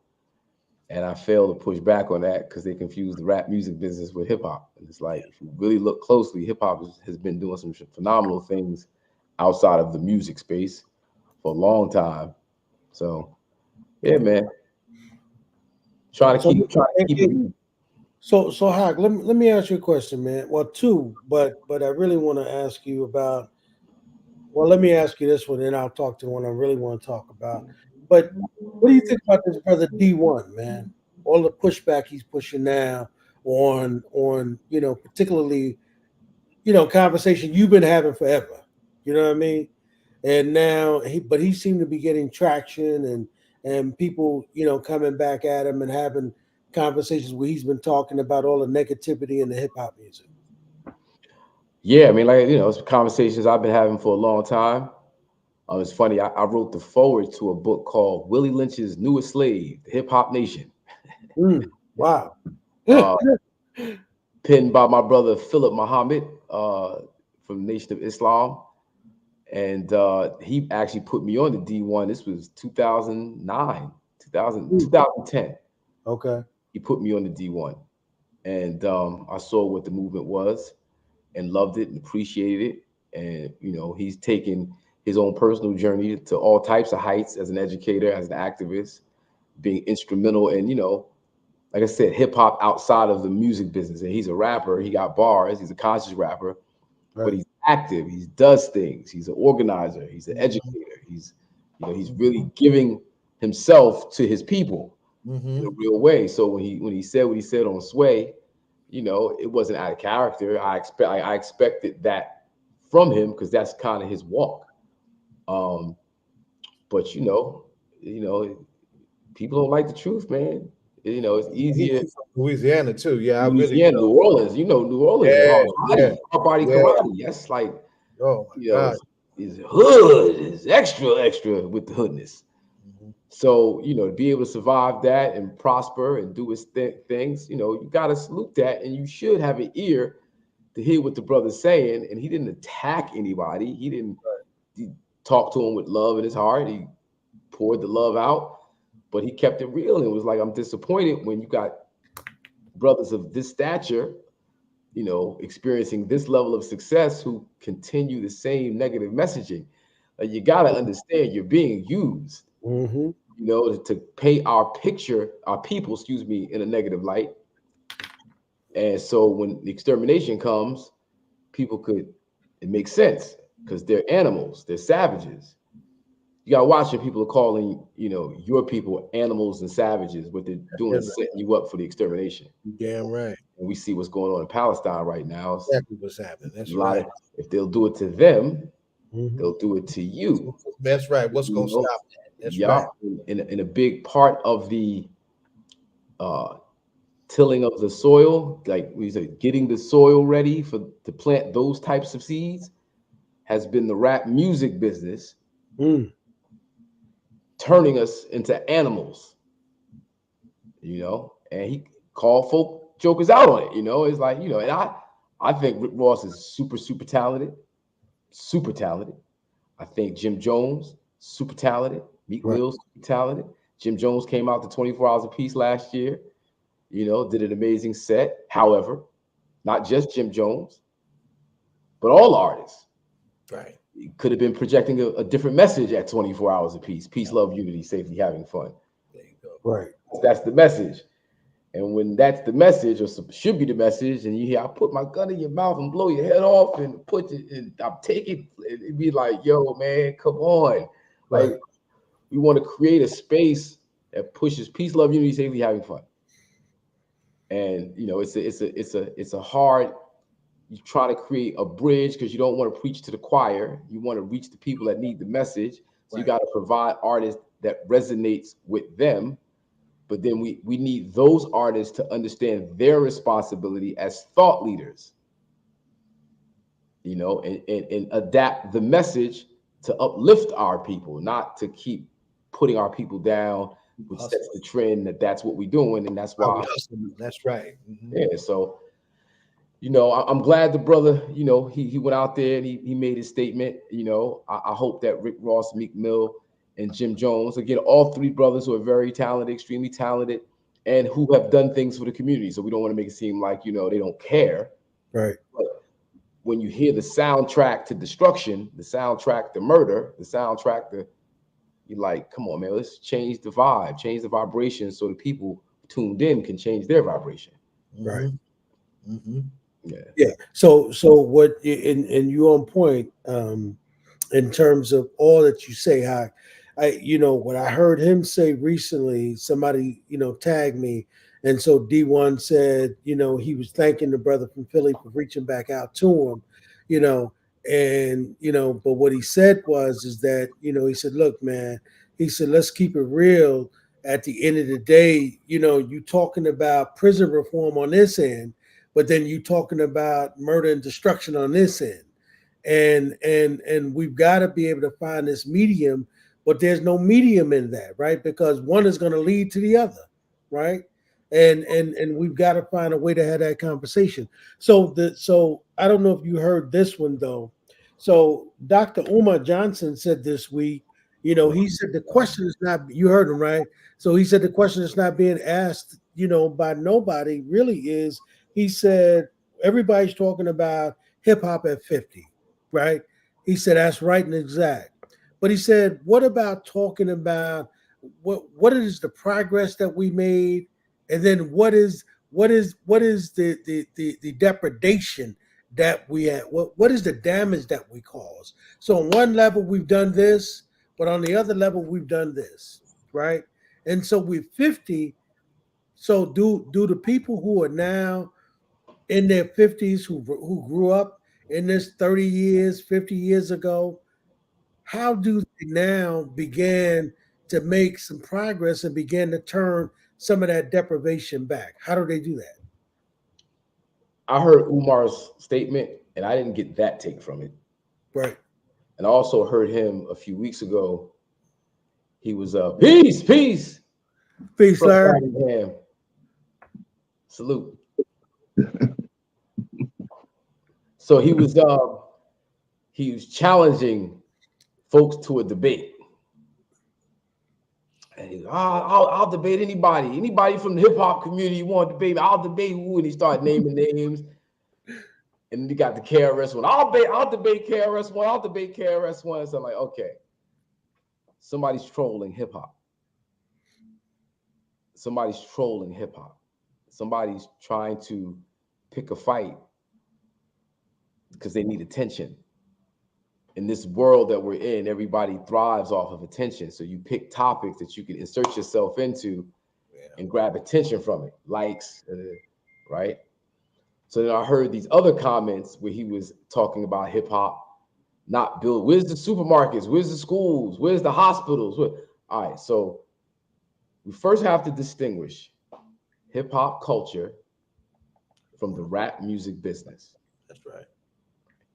We get caught up in the music business. The music business is the music business. All right. So people who participate in making records and making content for entertainment, that's what they do. They get paid to create content for entertainment purposes. They're not being paid to build a school. They're not being paid to build a hospital. They're not being paid to do super. Even though we as a people, as Black people, we should be doing this. Whether you're a rapper, whether you're an entrepreneur, you're in an automotive shop, whatever you do, we should be pooling our money together to go do these things. Not because we're quote unquote hip hop, but as hip hop, as a rap music artist, I make music to stream, to get money from, do shows, to pay my bills.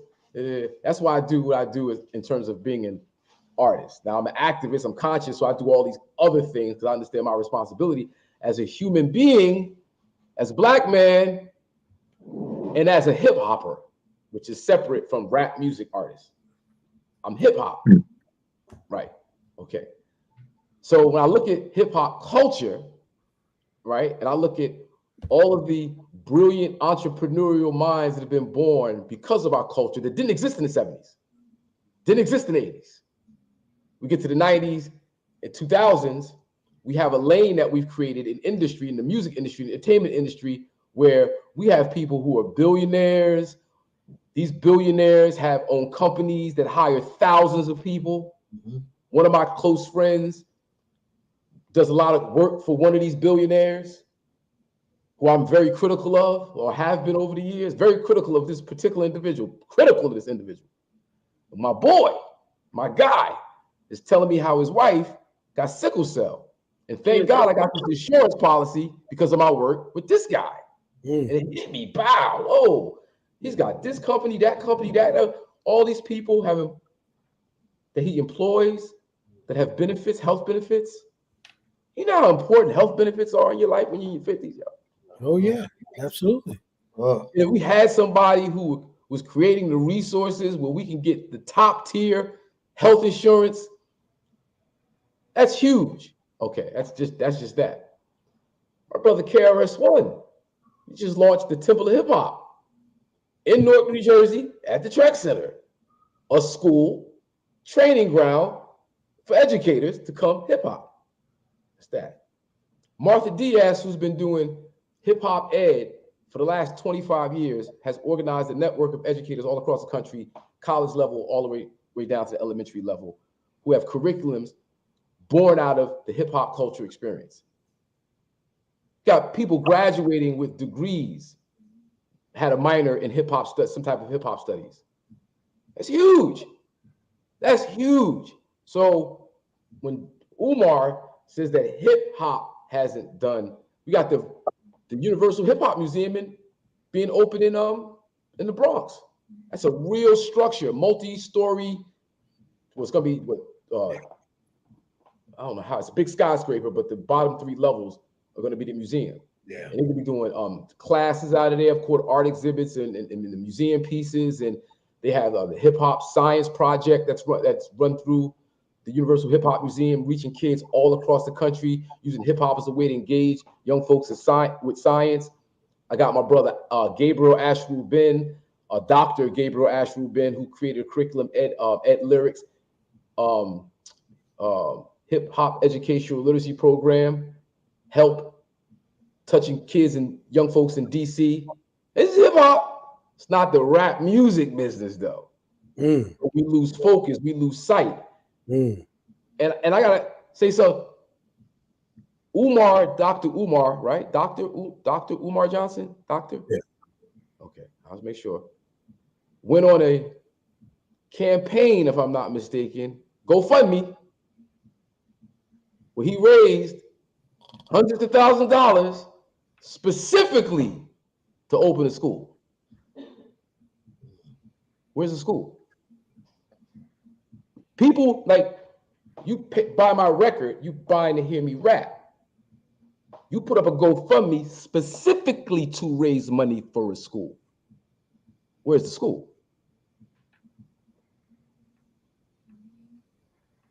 I think Umar is trolling. I hope not, because he actually has the buildings.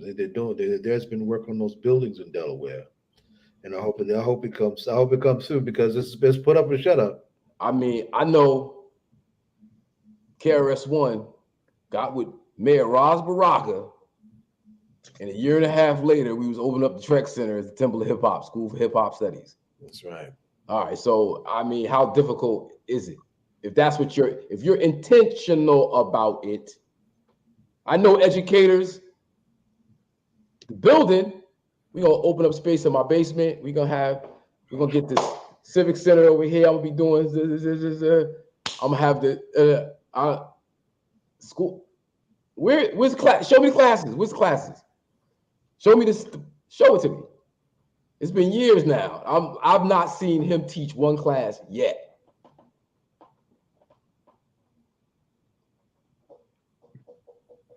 I was introduced to Umar Johnson, not personally, but first time he was raising money to open up a school for Black boys, right? Where's it at? Listen, Hack, I think you're right and exact. I think those are the questions that people in the Black community will have, right? Will say, well, where's the school, right? His credibility is on the line. There's no doubt about that. So then he doesn't get to ask hip hop about anything, because I can't. Well, what do you think? Because I've been asked this question a few. What do you think? Umar said so and so. What do you think? Where's the school? Where's the school? You accepted money on behalf of the school, right? Where's the school? I hope he. Oh well. And then I heard him dog the sister out that he was having the relationship with, the stripper chick. I don't want anybody teaching my child that's going to speak to our women in public on social media and call them out their names. That's how you deal with conflict. Wow. That's how you deal with. That's how you deal with. So I don't know. It's just me. I'm a different type of person. I can't co-sign that. Wow. I'm not going on social media calling women out their name. Even if I disagree with the person, even if the person got something against me, she don't like me, she out saying so and so and so and so. I'm not going on nobody's social media program calling people out their name. I'm just not doing that. And if you would do that, you can't teach my child, because I don't want my child doing that. I would hope that my child could deal with conflict differently. Well, social media. That's not the way we effectively deal with real conflict. No, listen, Hack, you my brother. I hadn't heard that. I know coming from you, hey brother, I respect it coming from your mouth. I would ask the same question. Like, wow. Like, I mean, it was public. It was a very public thing. It wasn't like some secret back door. He was loud and proud with it, and it was not a good look for you, man. Like, come on, man. Your leadership, brother. Leaders don't behave like that. Not the type of leadership we need. No, we don't get out in public and call people we're trying to lead out their name. Yeah. I don't do that. Wow. It's not a good example. Yep. Well, listen, before we move to Larry, I got one other question to ask you, man, because this is big. T.I. did a press conference yesterday about Okay. the apartment building that he just opened up, right? Oh, And great. Good for him. 143 apartments. But Nice. what's even bigger, Larry and Zaid, was that he set aside 23 special units, get this, y'all, for homeless youth. Nice. Excellent for him. Wow. Never been done, brother. That's good. Nobody, and the term he's using, right? He's using affordable, but he said the model that he's talking about affordable is based on the average the AMI for black folks, particularly black folks in Atlanta. Yes. Excellent. Right? Kudos to him. I've Kudos. never heard that before. I've never heard anybody say that. Say, look, it's based on the AMI of black people in Atlanta. That's what Charles Barron had been talking about for years. That's right. What he did in Brooklyn, where he said those people couldn't build unless they were building according to the AMI in Atlanta. That's the problem when we say affordable, right, Larry and Hawk? When Affordable they say for who? Who affordable for whom? Mm-hmm. What T.I. said is he wanted it to be affordable for Atlantans. Yeah, for his right? folks. And he said particularly he wanted to be set aside for youth who was suffering homelessness. Yes. And he said, look, I want those apartments to be given to 25 of those brothers and sisters who are homeless. Yeah, I've been close to that several times. That's in this a building. space. And mind you, Umar said, "What is hip hop doing for?" Yeah, there it is. And I think T.I. is a phenomenal artist. I think he's one of the greatest cats that came out in the last 20 years. T.I. is phenomenal, right? I've tried to get him involved in 24 Hours Piece a few times and wasn't able to make it happen, right? But when you hear work, like that's the real work. That's the investment back to the people. Invest and reinvest. That's right. That's the Queen Latifah's doing some similar things. Mm-hmm. There's other folks around who've been doing some similar things. So I think that's beautiful. That's how you do it. T.I. Salute to you. Kudos. Yep, that's what I said, man. Yeah, that's beautiful. So, Larry, welcome to the show, my brother. You're a dime late. What they say? A dime late and a dollar short. But Larry, so listen, man. First off, congratulations on your announcement to run for the second time. Congratulations. Thank you. And of course, we want to talk a little bit about that. But last time you was here, Larry, you gave us some tremendous background on what was happening. A history lesson on what was going on in Israel, particularly in Gaza, right? And as you know, one of the things Zaid and I was talking about was really the total extermination that's going on. And the mayor before you talked about a few moments ago what he was laying out, as we take a look at what's really happening in Gaza and how people were protesting Netanyahu before he actually started this, right? That people were not happy with this guy, and and now somehow he's looking at, and what Zaid called was what they were putting out earlier by saying all these terrible things that happened with beheading of babies and all of that. Zaid was saying that happened. Now we do know that, of course, what happened on October 7th, and none of us co-signed that, right? But the question that we would ask is this total genocide of this mass murdering, is that equal to what had happened on the 7th, or is this some sort of land grab that's really happening where you totally wipe out an entire generation or an entire group of people from their own land? Is that what we're seeing? Absolutely. That's what we're seeing. And that's not just the opinion of people like myself, who I certainly am not an expert on the Middle East. If you listen to officials of the United Nations, they are saying in no uncertain terms that this genocidal attack on Gaza is in violation of international law. It's in violation of the Geneva Conventions. It's in violation of human rights agreements of the United Nations. And already here in the United States, the Center for Constitutional Rights is taking President Biden, President Biden, Secretary of State Blinken, Secretary of Defense Lloyd Austin. They are suing them in federal court for human rights violations. And 80 countries, including South Africa, are calling for Netanyahu to be brought before the International Criminal Court. It is absolutely genocide. Hakeem was talking, well, not Hakeem, but you, Ed, were talking about the disproportionality. That's actually part of the Geneva Convention. There is actually a body of law governing war.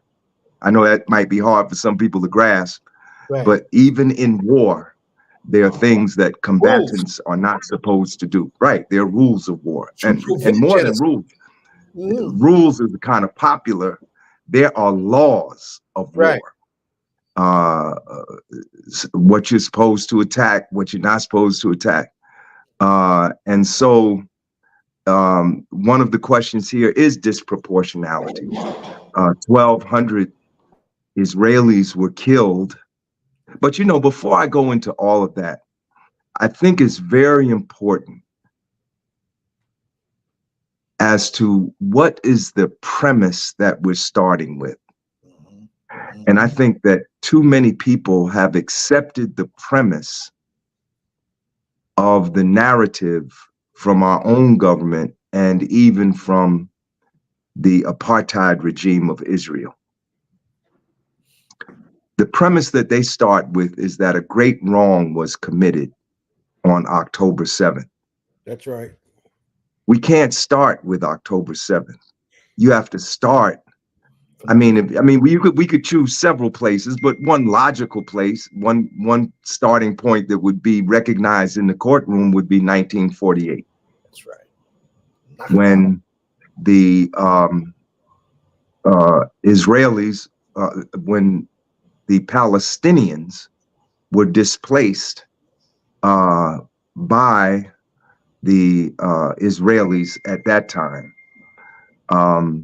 I saw a clip, and and Hakeem, you probably saw this clip too. I was kind of amazed by it. It was a clip of President Truman. It was the actual clip of President Truman speaking in 1948. You know, when the United States, you know, was involved in the establishment of Israel on Palestinian land. And Truman is standing there. And this is why history is so important, and not just like history that you read in one article. Like, believe it or not, I had never heard these words by Truman. You know, only someone who was really digging could find that. But he said himself, he said it was problematic. He said, a quote, he said the Jewish people wanted the whole of Palestine on a silver platter. He said we couldn't give it to them like that. Wow. He said we have to give it to them piece by piece. He said it's a big problem when you got to move. Now, this is what Truman said. When you got to move 5 million people off of their land and replace them with 5 million new people. Now, most people have probably never seen or heard those words by Truman. He said 6 million. Yeah. That's right. By Truman, who was the president at that time. And by the way, you know, Ralph Bunche was an appointee of the U.S. administration to the United Nations. Ralph Bunche, an African-American who had been a professor at Howard University, was instrumental in the negotiations that led to the establishment of Israel. And it always reminded me of this poem that Amiri Baraka wrote, the father of the current mayor. He said, "I love Ralph Bunche, but I can't eat him for lunch." Mhm. You know. So the point I'm trying to make is that in this situation, and I'm gonna say it bluntly, the Palestinians are the oppressed. That's right. Period. That's right. And Israel is the oppressor. That's right. You have to understand that paradigm. And why is that important? It's not just important from a historical point of view, it's actually important in terms of international law and conventions. For instance, in the US Israel narrative of what happens, they start with October 7th and they say Israel had a right to defend itself. Right. But the United Nations recognizes Palestine as occupied, and the occupier is Israel. And in fact, this is in the Geneva Convention. People who are under military occupation have a right to defend themselves. Now, I'm not saying that to necessarily say that, I support what Hamas did, because one of the other international laws, what Azaïv said, the laws of war, is that you're not supposed to attack civilians who are non-combatants. Mhm. That's also in international law. But the fact remains how we're looking at this, the paradigm, the prism through which we're looking at this is the prism of the oppressor. That's right. And as long as you're looking at it through the prism of the oppressor, you're going to get mixed up. And unfortunately, even among brothers and sisters who I consider conscious, they don't start with the premise. We all seem to start, and I guess that speaks to how powerful, how hegemonic the whole information superstructure is in terms of how it shapes our thoughts. But in this situation, Israel is the occupier. And any violence that it uses fundamentally is to maintain the status quo. So I can't remember what was the date when I last came on the show. That was almost like a month ago, right? It was like right after October 7th. Right. From the beginning, we said there should be a ceasefire. Mhm. A lot of people are coming around to that now, but a month ago we said, number one, there should be a ceasefire. Number two, yes, they should release the hostages. Number three, the siege of Gaza must end. And number four, there must be immediate free flow of humanitarian aid into Palestine. And number five, the occupation has to end. Because see, this will not end until there is some type of just resolution that is just from the Palestinian point of view. Now, there are two schools of thought on this in terms of what the resolution is, getting at the root of it. Biden is talking right now about the two-state solution. Now, that was considered the solution 20 years ago, 30 years ago. But, although that still is a school of thought that has currency among a large segment of people, they're also saying that, no, it shouldn't be two states. It should be one state where everybody has equal rights. That's what I So, said. but here's the way we see it. Wait. Here's the way we see it. The Palestinian people have the right to self-determination. And what does the right to self-determination means? It means that they decide what the just resolution is. If for them the just resolution of this situation is 2 states and not 1 state and 1 Bantustan. Because that's what Gaza and West Bank are now. They are Bantustans under military occupation. That's not a state. And Israel, the Netanyahu apartheid regime, they don't even really want to establish a state. I heard Netanyahu, well, one of the spokespeople for Netanyahu, maybe the minister, one of them saying, yeah, they can have a state, but they can't have a military. Well, you don't have a state if you don't have military, because political rule is fundamentally based on military. Right. I know a lot of people don't like to hear that, but what did Mao Zedong say? Who got the guns? Right. Political power comes out of the barrel of a gun. Right. But a state exists. A state exists because the state has a monopoly on the use of violence.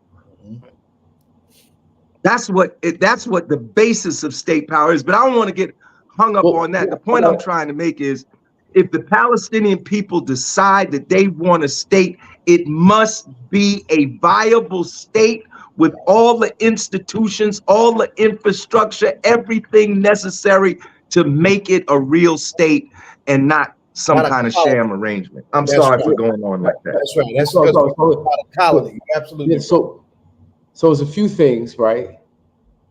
The 2-state solution versus the 1 state, that can't happen. That can't happen. I think the Israelis, the state of Israel is in too deep. The first reason why I say that is because October 7th, these hostages, release the hostages, release the hostages. Release them from where? Where are the hostages? If there are hostages and you just killed 15,000, 20,000 people, those hostages are not alive. Hadn't thought about that. Because you have no leverage. Hostages are to gain some type of leverage, some type of advantage to get your adversary to negotiate with you. Well, negotiation went out the window. Hey, Larry, 15, they killed 10. Yeah, hadn't thought about that. So there's that. And then there's Netanyahu was on the brink of civil war the day before it happened. He was having issues. This thing happens. They bomb the heck out of Palestine. The whole world says no. The only way for there to be a 2-state or 1-state solution is that whole governmental hierarchy has to go. That's not going to happen. That defeats the purpose of doing what we just did. We're not just going to go. We're not going to agree to abdicate power and have free elections that they're going to replace us. Well, we wouldn't have did this whole thing if that was the end result. So they're just going to dig in. That's why Brother Kafele just said, Larry, you saw, he said, don't hold your breath. Not that he was talking about Umar with the school. Oh, he was talking about that? Okay. I don't know. I hope that's not what you talk about. But well, Larry, it is going to be a long-term conflict. But the question is, what are we going to do? I mean, we're not passive bystanders. The genocide that is being perpetrated on the Palestinian people right now is made possible primarily because of U.S. aid. The taxpayers. The $4 billion that they get every year. And then on top of that, Joe Biden just asked for $14.3 billion more. And I join with those who are not only saying ceasefire, but I join with those that say no more military aid to Israel. Yeah. Because it's actually in violation of U.S. law. There's a U.S. law called the Leahy Law that says military aid is not supposed to be given to people who are going to use it to violate human rights. But see, like the law is implemented by those who are in control. Got the guns. Because right now, listen to Joe Biden tell it, it's the Palestinians that are committing genocide against it. He's not saying this, these are not his words, but in essence, that's what he's saying, that we can't move forward until these attacks by Hamas are stopped or Hamas is destroyed. Look, if it's not Hamas, it's going to be somebody else. Oppression breeds resistance. Isn't Hamas Oppression breeds resistance. Isn't Hamas a creation of Israel? Huh? Isn't Hamas a creation of Israel? To some degree, it is. It is and it isn't. Hamas did come into existence, but the point you're making, and I agree, I concur with that, is that Israel funded Hamas, favored Hamas to divide and conquer the Palestinian people, because the ruling party in Palestine was Fatah. That's what the PLO was a part of. It was a part of Fatah. And Fatah controls the West Bank. And Hamas controls Gaza, or did control Gaza. Or maybe you can say they still control Gaza. And they were actually elected. There was an election.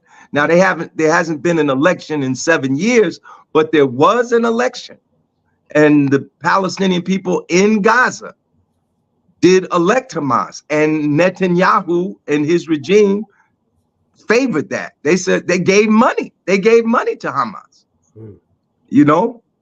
and if you look at what went down since October, it looks very much like the Iraq War. It looks very much like the war in Iraq and the war in Afghanistan. Second one. Like the U.S. used white phosphorus when it was bombing Iraq. The Israelis bombed Palestinians with white phosphorus. That's a clear violation of international law. White phosphorus burns you from the inside out. It's an awful kind of thing. Just like the World Trade Center. Like, what was the first thing Netanyahu said? This is our 9/11. And it may be their 9/11 in more ways than one, speaking of 9/11, but in the sense that this is going to be the thing that galvanized. And remember, George Bush had his lowest rating ever just prior to the World Trade Center attack. And then what happened? Boom. Netanyahu was on the way out. 100,000 people were demonstrating every day. They were saying they were on the verge of civil war in Israel. Boom. October 7th. He's a hero, but it ain't going according to plan, because his ratings, backfired. Them ratings are in the tank because the other Israeli parties, number one, they was opposed to him before this started, but number two is that they're saying that Netanyahu is to blame for the war because of the quote unquote intelligence failure. Like the Israeli army is the 11th ranked army of 195 nations in the world today. How did that happen? They got surveillance capabilities that the U.S. doesn't have. That's right. They came up with that Pegasus, that Pegasus spyware that was infected phones. They could listen into everybody's conversation. They spy on the United States. There are people in U.S. prisons now, Israeli nationals, but spying on the United States. And y'all missed that Hamas was going to launch this major attack. And don't forget, when they talk about the 1,200 people, it wasn't just 1,200 civilians. It was Israeli soldiers. That's right. This is one of the reasons they're engaged with such ferocity in Gaza, because militarily they were for a moment humiliated. But there's another aspect to this that people are not talking about. And that is UNCTAD, the United Nations Development Agency, determined that Gaza has significant reserves of oil and gas. So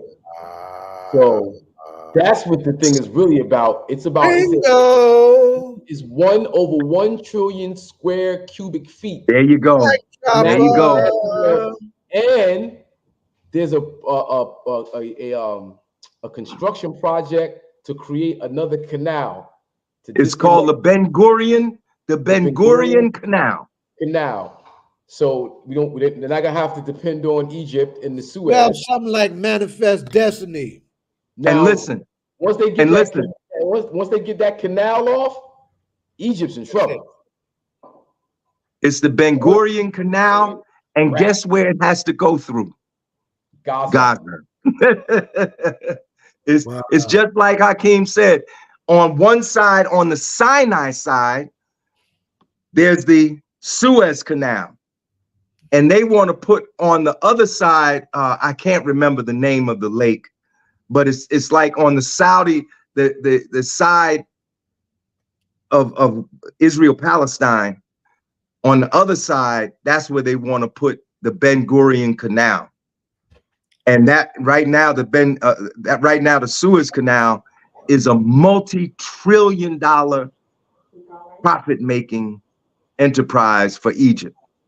And that Ben Gurion Canal would be the same for Israel. And like you said, it would take money. It would present an alternative route for trade. And that's one of the things. They have known this about the oil and gas since 2019, that they had these significant reserves. Just like Hakeem said, 1 trillion metric units of natural gas. They're gonna dig in. They can't. There's no political solution to this. It's not. Well, let me say this. Number one, we have to support the Palestinian people. Have to. And there's been a long history of support between Palestine and Black people here in this country, going all the way back to the 1940s. Malcolm X spoke about it. SNCC took a stand in favor of Palestine, and on and on and on. One of the first demonstrations that I was ever in at Princeton University was in 1975, when Golda Meir came to Princeton University. In 1975, we demonstrated against Golda Meir at that time. And then about a year, maybe a year or two after that, Stokely Carmichael, Kwame Ture, came to speak at the Third World Center. And he was trying to school. Now, you know how many years ago that was? If we say he came, let's just say he came in 1977. You know how many years ago that was? And he was trying to school us then. I mean, that was like one of his top agenda items, was the struggle, the liberation struggle in Palestine. He was one of the first people I heard like really go deep on the history of Zionism, which really doesn't start with Jews. It starts with Christians, Christian Zionism. Christian Zionism was the basis for the Jewish Jewish movement. Theodore Herzl was the founder of Zionism. Theodore Herzl was the founder of the movement to establish Palestine. But Zionist ideology existed before that. You got to understand a little bit about the Christian Bible, right? That the Messiah will not come until the nation of Israel is reestablished. Remember, Israel was destroyed by the Romans, the Israeli state. And this is a historical fact. When the Romans came and tore down the temple there in Jerusalem, and did in fact scatter Jews throughout the Roman Empire. But the Bible that we were brought up with, those of us that were brought up with, it says that before Jesus can come, the nation of Israel must be reestablished. And then there's going to be a war. And the war is going to be on the plains of Armageddon. That's a real place. The plains of Armageddon is a real place. Megiddo is a Right. place. We call it the Armageddon, right? The Armageddon. But Armageddon comes from Armageddon. All that existed before. But Herzl and them started this movement for a homeland. And let me tell you something. They weren't just looking at Jerusalem. They were looking at Uganda. That's right. They wanted to go to Uganda and set up Zion there in Uganda, you know, but the whole Palestine thing fit. They'll make the location fit the narrative, how they see fit. That's right. That's right. And it fits that narrative better in the quote unquote Holy Land, because there's always been all that oil there, and Great Britain, United States needed to say so in the region. So that was a great place to That's put it right. up. Right. That's right. And you know, they talk about terrorism, but terrorism was used to displace the Palestinians even before the state of Israel was established. Right. There were armed units like the Stern Gang, of which Menachem Begin was a part of. There you go. And Menachem Begin blew up. I actually saw a wanted poster of Begin and 3 other people wanted for blowing up the King David Hotel, which is there rebuilt, but they blew it up. And then they established a paramilitary militia called the Haganah. Now, if you saw that movie Exodus, Paul Newman is it. Is that his name? Paul Newman, the actor? No, is that his name? That's Charlton Heston. No. Paul Newman. Exodus. Paul Newman, the one that was had the salad, right? Yeah. The salad dressing. Paul Newman. Yeah, Paul Newman. He's in that movie. He's in that movie Exodus, playing a role as an officer in the Haganah, which was the paramilitary wing of the Zionists that were attacking and burning villages and killing Palestinians even before 1948.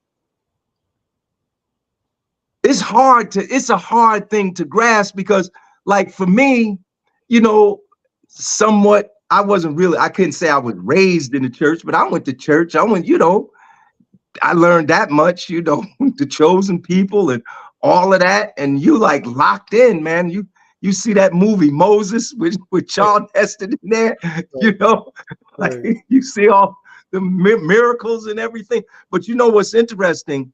All those movies came out after 1948. All those biblical movies, Moses, Sodom and Gomorrah, David and Bathsheba, David and Goliath. You know, Hakeem knows better than all of us how art can be used to further political ideology. And I firmly believe, and this is something I only came to recently, because I hadn't really given it that much thought, that those movies were part and parcel of the effort to get everybody to accept Israel as something that we should all support. Okay. We should, the dispossession of the Palestinian people is not to be seen, And as something white. Well, yes. Just to add on, so the Bible, yes. Read the Bible front to back, the whole book, right? And I took religion in college, right? And then, I got interested in Jewish mysticism, the Kabbalah, the Hebrew language. The Kabbalah, yes. Yeah, breaking down the Hebrew language, and Bobby was great too. Every letter is a word, and you start to read things differently, you see things differently, right? So these things, these stories that are presented to us as history, some realms of thought, it's not history.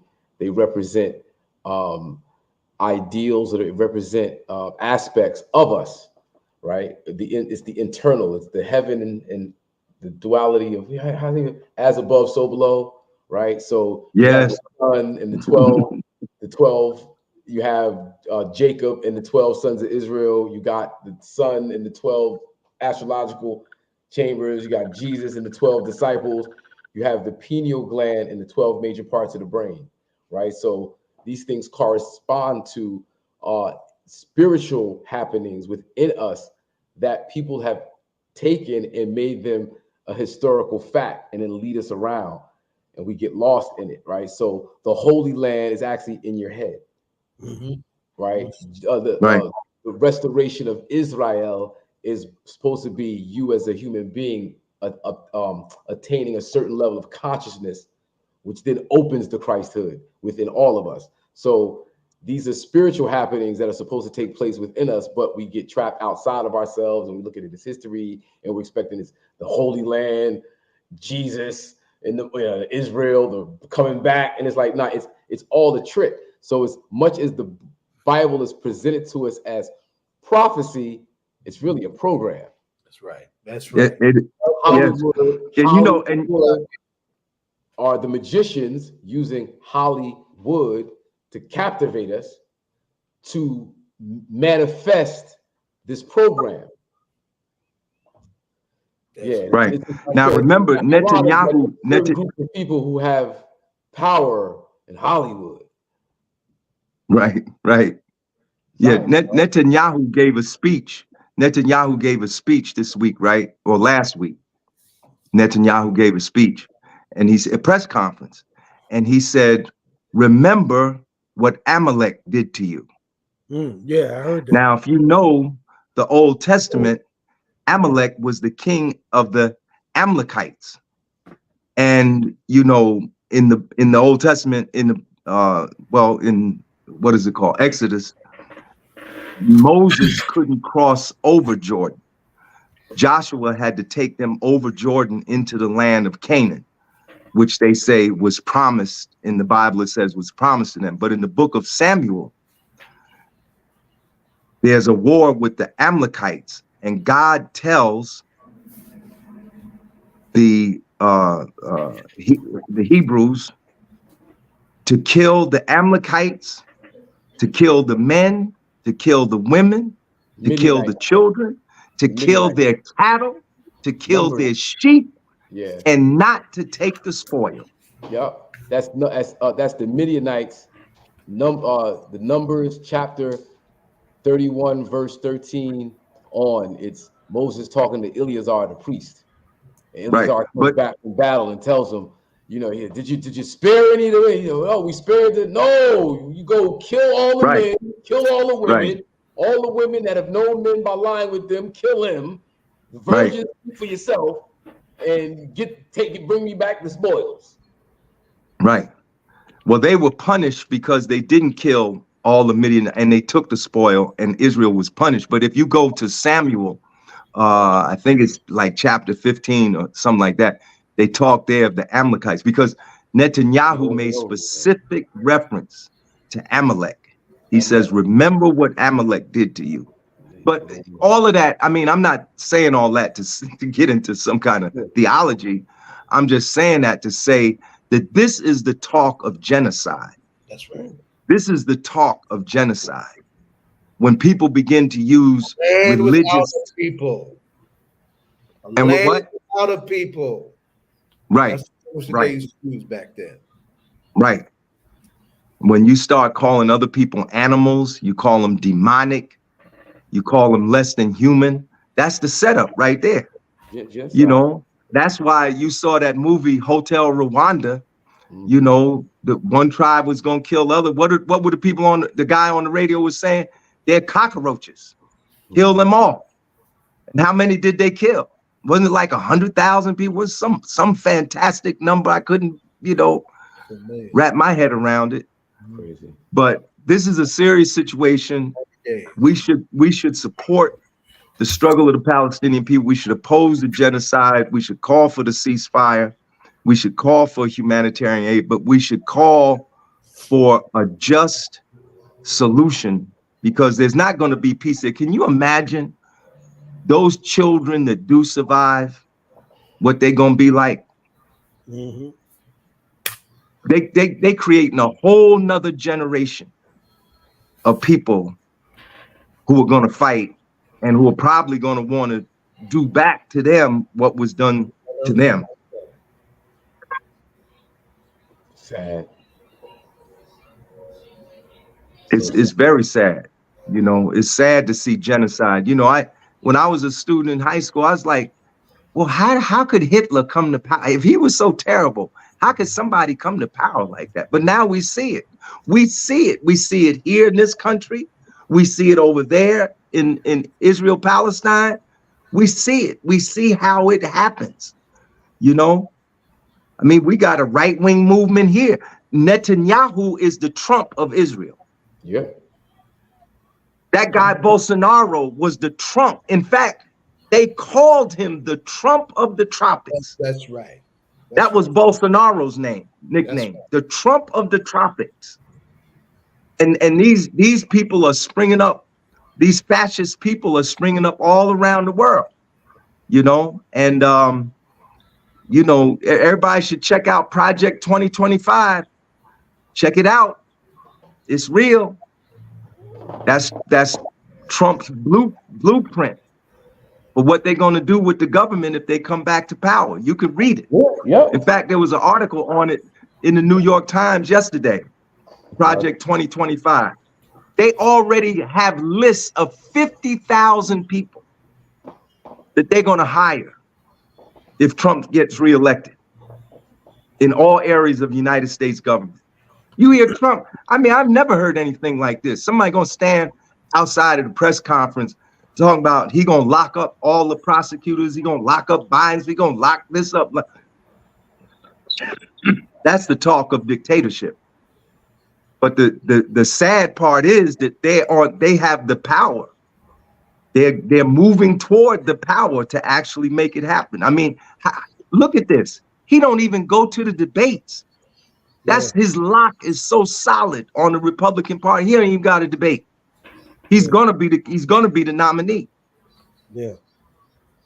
Yeah, that's what we were talking about before you came on. This whole thing is an accelerant for the right wing here, going into the next election season, and we need to be real clear about that. Yeah, that's what we were saying. I mean, I thought we was in like 1955. Trump was the other day. He said we're gonna get rid of all the Marxists. I mean, for anybody on the left that has any doubts as to who Trump sees as his enemy, he tell we're gonna lock up all the Marxists, all the communists, all the social. Didn't he say that just the other day in the press conference? In case people don't think that he's their enemy. People think it's cute. People think it's because of what's going on in Palestine. You know, because it's so severe there, and because we need a ceasefire, because we need leadership that's gonna represent the right thing, and Biden doesn't seem like he's willing to step up to the challenge. And like people are jumping ship from Biden, saying that they can't, in good conscience, vote for Biden. I'm like, well, Trump is gonna be your president, because Trump supporters ain't jumping ship. That's right. No.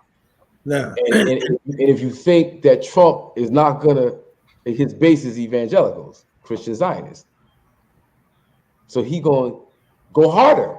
He riding down with the sit down. He not gonna get a stroke of conscience and try to fill out a political solution. Nah, he gonna gas and oil. What?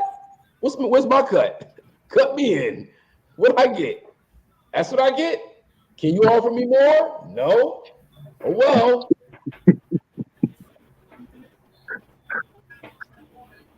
Yeah, it's serious, man.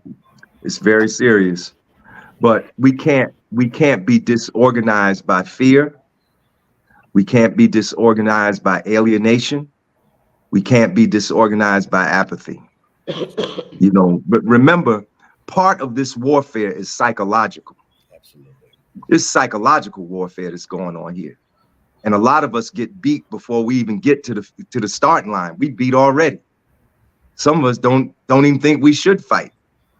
Right. I mean, there's some things really to think about, right?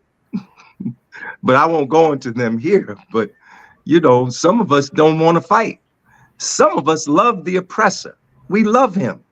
Some of us love the oppressor openly, and some of us love the oppressor in our inner hearts. Like we won't say we love the oppressor, but in our minds, I ain't going over there. I'm going over here where it's safe. I ain't gonna speak out about Palestine, because if I speak out about Palestine, I'm gonna lose my job. Yep. You know, and that's what's happened to a lot of people. They're losing their jobs. Students are being kicked out of school. They're losing their scholarships. They're being put on blacklists or white lists, however you see it. They're being marked. They're being doxxed now. I'm talking about students at prestigious universities at Harvard, because they took a stand on Palestine. They're not going to be able to get a job at Goldman Sachs, or any of these other prestigious investment houses. They on the list already. I personally know someone that got jacked up like that. Her sister was named Adrienne Wing. She graduated from Princeton, and she graduated from Harvard Law, and she was working for the National Conference of Black Lawyers. And sometime in the 1980s, mid 1980s, she just happened to be standing in the hallway of the General Assembly when Yasser Arafat came to speak at the United Nations. And when Arafat came through the door, he looked to his side, he saw Adrienne, and he reached over and shook her hand. A reporter took a picture of that handshake. The next day, it was on the front page of the New York Post. They ran that sister out of town.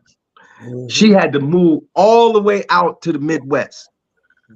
And fortunately, she was able to get a job again and became a professor. I think it's the University of Illinois. I think that's where she's at.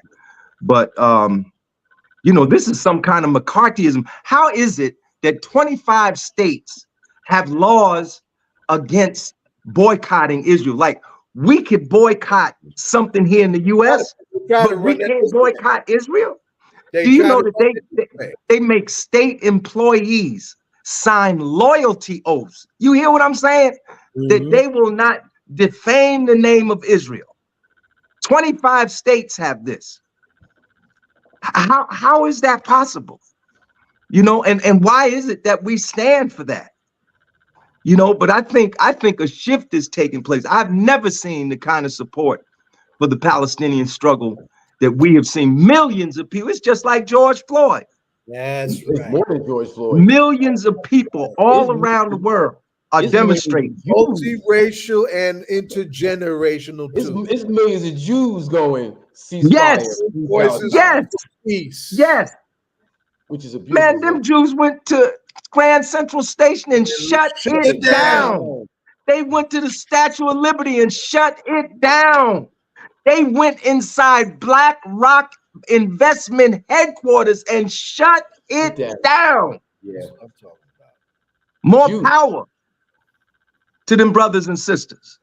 But gentlemen, and then they were in the doorway of the headquarters of the Democratic Party, and they got dragged. Them police on they them. beat them down. Wow, we talking about police brutality. Ding dong. Yes. You know, it's something, man. All right, Hawk. We're gonna do this part of this conversation. Timur's on. Timur, come back in. We got to transition now. Yeah, we lost it. Y'all didn't even ask me about the campaign. my segment over. It's time for me to go. Y'all was like, we was trying to chase Larry down. Now we sorry he came on because he won't shut up. No, you're going to be back. We ain't through. And it was so important, you know, the principal stand that you took early on in this. I didn't want y'all to hear what my wife was talking to me about. Right. All good. The principal stand that you took early on in your campaign is so important to appreciate it, because, you know, we're not seeing that in the sea of our Black and brown elected officials. And when we finally do see it, they are now under severe attack. Yes. So the line is clear. The lines are real clear. They're drawn. Either we're going to out-organize all this pro-Israel lobby money and this right wing here in the United States now, or we're not. So Yeah, man. you gonna be back, right? I'm just, about parties all in my head. United front against National United, front against fascism is 1969 all over again. Man, you ain't lying. You ain't never lied. All right, All right. I'm out. All right, all peace, right. brother. Peace. I got to bring in my little brother here. We got this hot film that we got to check out. Now, Pricking your finger for another painful glucose test again. Before you do that, you need to see this. A groundbreaking exotic bedtime brew that you can start using right away to lower your blood sugar and somebody's commercial, right? Donnie, everybody say, what happened to you? All right, yeah, got your Afro locks all hooked back up. We ain't seen you in a minute, right? Timur. Hey, how you doing? Hey, I love how's this. everybody doing? Peace, I- my brother. I Peace. love this piece that you're doing that on phase two. Now, I'm hardly anybody's hip hop expert, but this is a clean, clear, beautiful story about the evolution of the art and the very important, still underappreciated detail early culture driven by graffiti. This is a powerful piece. Let's start. Let's start talking. Now we Ed, are you able to run the trailer? No, John didn't give it to me. Oh shit. Okay, I'm cussing on the air. Forgive me, y'all. Right. Mhm. Yeah, John is I sent it to John because John is our point man for all of this. Right. Okay. Is there a way I can run it for you? Oh, you can run, but do you have any of the students in the back end? No, no, he Okay. would have to give it to us in order for that to. But no, I don't have it. John didn't send it to me and tell me If how you to. send me your email, I can send it to you right now. Yeah, but I would need to know how to put it into the software in order to put it up. So Rhino, do you know how? Okay. All right. Yeah, we needed Jonathan on this. I thought Jonathan was going to be on. I didn't realize that. we just have to bring him back. We're bringing him back to do it, Zai. Well, we can still talk about it. Yeah.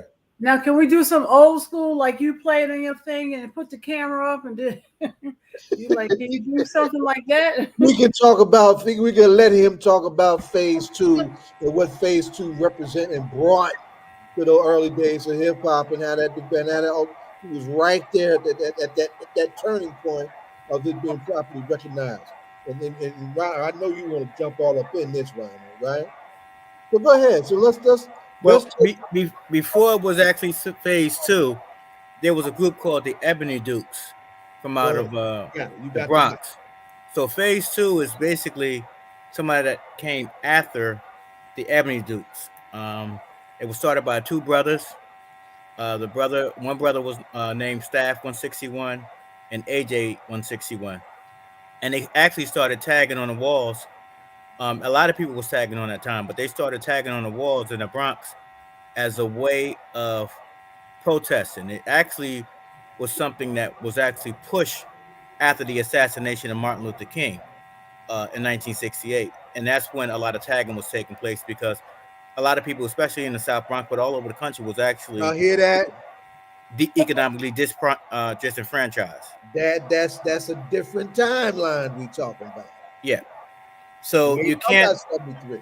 Go ahead. So, but we can't talk about phase two without talking about the first group that actually was developed. And the Ebony Dukes was a graffiti crew, but prior to things being merged into like graffiti crews, you had gangs.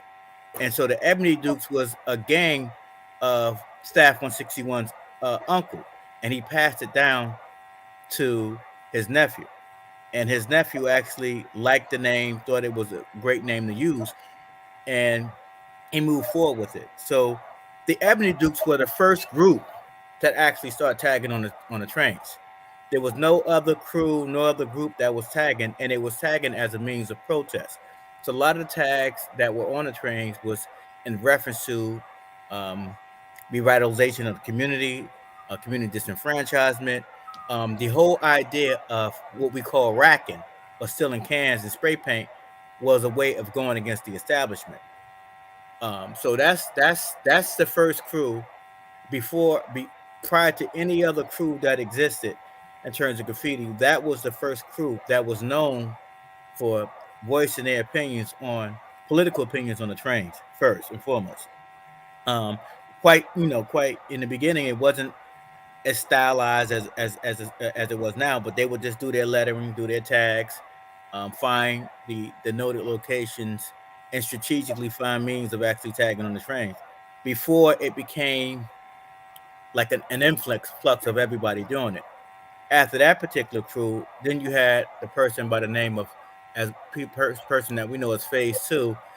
His actual name is Mike. His born name is Michael Lawrence Marrow, also known as Phase Two. He was born August 2nd, 1955, and he passed away December 12th, 2019, at the age of 64.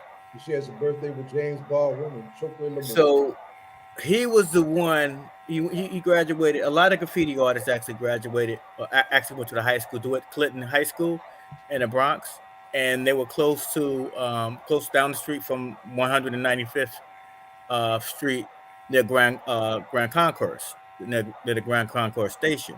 He began to start writing. He started writing in 1971. So this right here is with the Ebony Dukes in Phase Two, and Coke 144, and many other people that was part of the group, Riff 171. They were the ones that was part of the first generation of graffiti. There were people doing graffiti prior to them, but this is when it became like an organized group. And in fact, there were a lot of prominent people. If you look at the movie Wild Style, the movie Wild Style, Fade in the movie Wild Style is actually Phase Two.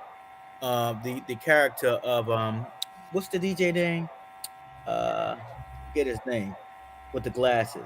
Are you talking about Fab Five Freddy? Yeah, Fab Five Freddy played the part of Fade, and Fade was actually in Phase Two, and I appreciate that, Rhino. Phase Two was a consultant on this particular movie, because he was known during that particular time, and people were actually emanating some of the things that were already taking place in the graffiti culture. This is prior. I would say this is prior to August 11th, 1973, when the whole idea of hip hop, and a lot of people argue differently. I spoke to Karis One a couple of days ago, and he noted that, and he has a lot of respect for DJ Kool Herc, Honorable DJ Kool Herc. He said, but he was given 5 different dates of when hip hop actually began, and so throughout their conference, I remember back in 2001, there was a conference, May 16th in 2001, where James and Tume actually spoke there, and so Brother Hafiz Fareed, we drove up to be a part of the event. And some more, I'm sorry to just jump in because you're going over a lot. And when you mentioned Kool Herc, and they did the movie The Get Down, yes, and Kool Herc was referred in there, and part of that was the movie was like a dedication to the DJs and to the graffiti. Mm-hmm. A heavy part of it was the graffiti, and was that the same era? Yeah, that's the same era, because what happens is one of the first elements of hip hop. A lot of the different hip hop scholars will argue that graffiti is a standalone, if you will, because tagging's been around as far back as the end of the World War. In the 1950s, people were tagging, and then tagging became very popular throughout the state of Philadelphia, this country, state of Philadelphia, in the city. The city of Philadelphia, in the state of Pennsylvania. So tagging was really, really big in Philadelphia with Cornbread. Cornbread was one of the first ones that would actually tag, and he didn't tag to represent a gang. When he was in the juvenile detention center, he started tagging his name as Cornbread, because that's what he was called. And then it eventually. Does that have anything to do with Cornbread Earlman? Nothing. Yeah. I mean, Cornbread. That whole movie. No. But I'm saying, does it have anything to do with it? Nothing. Yes. It does. Yes.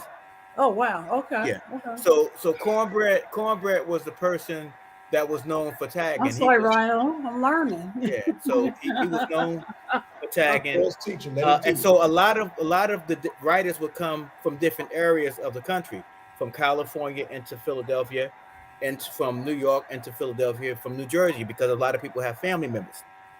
And so they took that culture back with them in terms of tagging.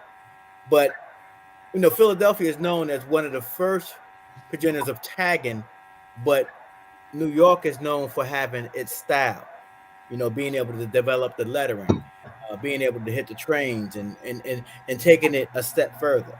And this is primarily because the economic depression that had taken place during the early 70s. For example, when people were tagging, they were tagging under conditions where they didn't have access to resources, to food, to jobs. A lot of the programs were actually cut in terms of school, like the music program was cut Absolutely. There you in go. schools. The art programs were cut, and so those students that were artistically inclined find means of being able to write on a wall because they didn't have access to those particular resources in the school setting. So, And what and for was example, the mayor during that time of New York, I think his last name was Langston, John Langston, in 1971. He actually allocated $20 million to actually go and fight against the writing on the walls, and it was a war on graffiti during this particular time. But at the same time, you're fighting a war on graffiti, but you're not actually giving the students the access to quell that at all. I mean, one of the, I think if you go as far back as 1977 with the New York blackout, the New York blackout was a very important part of moving the graffiti culture forward, because a lot of those individuals who didn't have a lot of resources in terms of spray cans, in terms of DJ equipment, so on and so forth, they was able to loot this equipment during that particular time during the New York blackout. A lot of the graffiti artists, or not graffiti artists, but some of the people that was involved with the hip hop culture in the beginning said that was a big break for them, because they wouldn't be able to afford a Technique turntable. A Technique turntable back then cost as much as it is now. It's probably equivalent. So, and then the living wage is quite different. So, and then a lot of people was looting spray paint during that time, but we have to keep in mind that racking was a part of it, and racking and stealing paint was a part of it, because those individuals that was involved had vowed to go against the establishment, because of the fact that they didn't trust the establishment. They felt as if there were no resources. There was a lot of things taking place in the country with assassinations and of black leaders. So they didn't. A lot of the people didn't feel enthralled to believe in the system. So that was some of the moving uh, forces of what made graffiti move forward. The thing that's interesting about Phase Two is the fact that he not only created different styles for graffiti in terms of artwork, but he led a very prominent crew outside of United Artists. He developed a crew called Independence. Now, the word independence, or INDS, stems from the revolutionary movement against the establishment, when a lot of the black liberators and black fighters were actually going against the establishment. That had morphed into his idea of developing the independence crew, and some of the leading writers were in that particular crew. That crew was considered the first generation. Not only did he lead in terms of graffiti, or influence a lot of people in graffiti with style, but also he actually was the art director for a magazine called Independent. I mean, I um, Independent Graffiti Times, International Graffiti Times, and International Graffiti Times, which is now housed at Cornell University, was the first graffiti magazine or publication that was actually developed. And if you look at if you look at the history of Phase Two, he also worked with Barry Michael Cooper. They released single records, Beach Boy. They did some collaborations, and Barry Michael Cooper was actually the one that wrote New Jack City.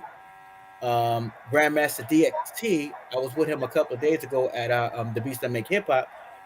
It was a zeitgeist. It was a lot of people that was involved with making sure that this culture moved forward. In the beginning, it wasn't called hip hop. We was doing it because that's what it was about. It was part of our lifestyle. The term hip hop came later in the 70s, but we was doing the bebop and dancing and the rapping and the discoing, and for quite some time. Also, Phase 2 was also the consultant for the 1984 movie by Harry Belafonte called B Street. He was one of the key consultants in that particular film in terms of graffiti and in terms of the artwork that was needed to make it seem more authentic and real in terms of graffiti culture. I mean, for me, B Street is my movie. That's my favorite movie in terms of graffiti. But Timur, you said tagging goes back to World War.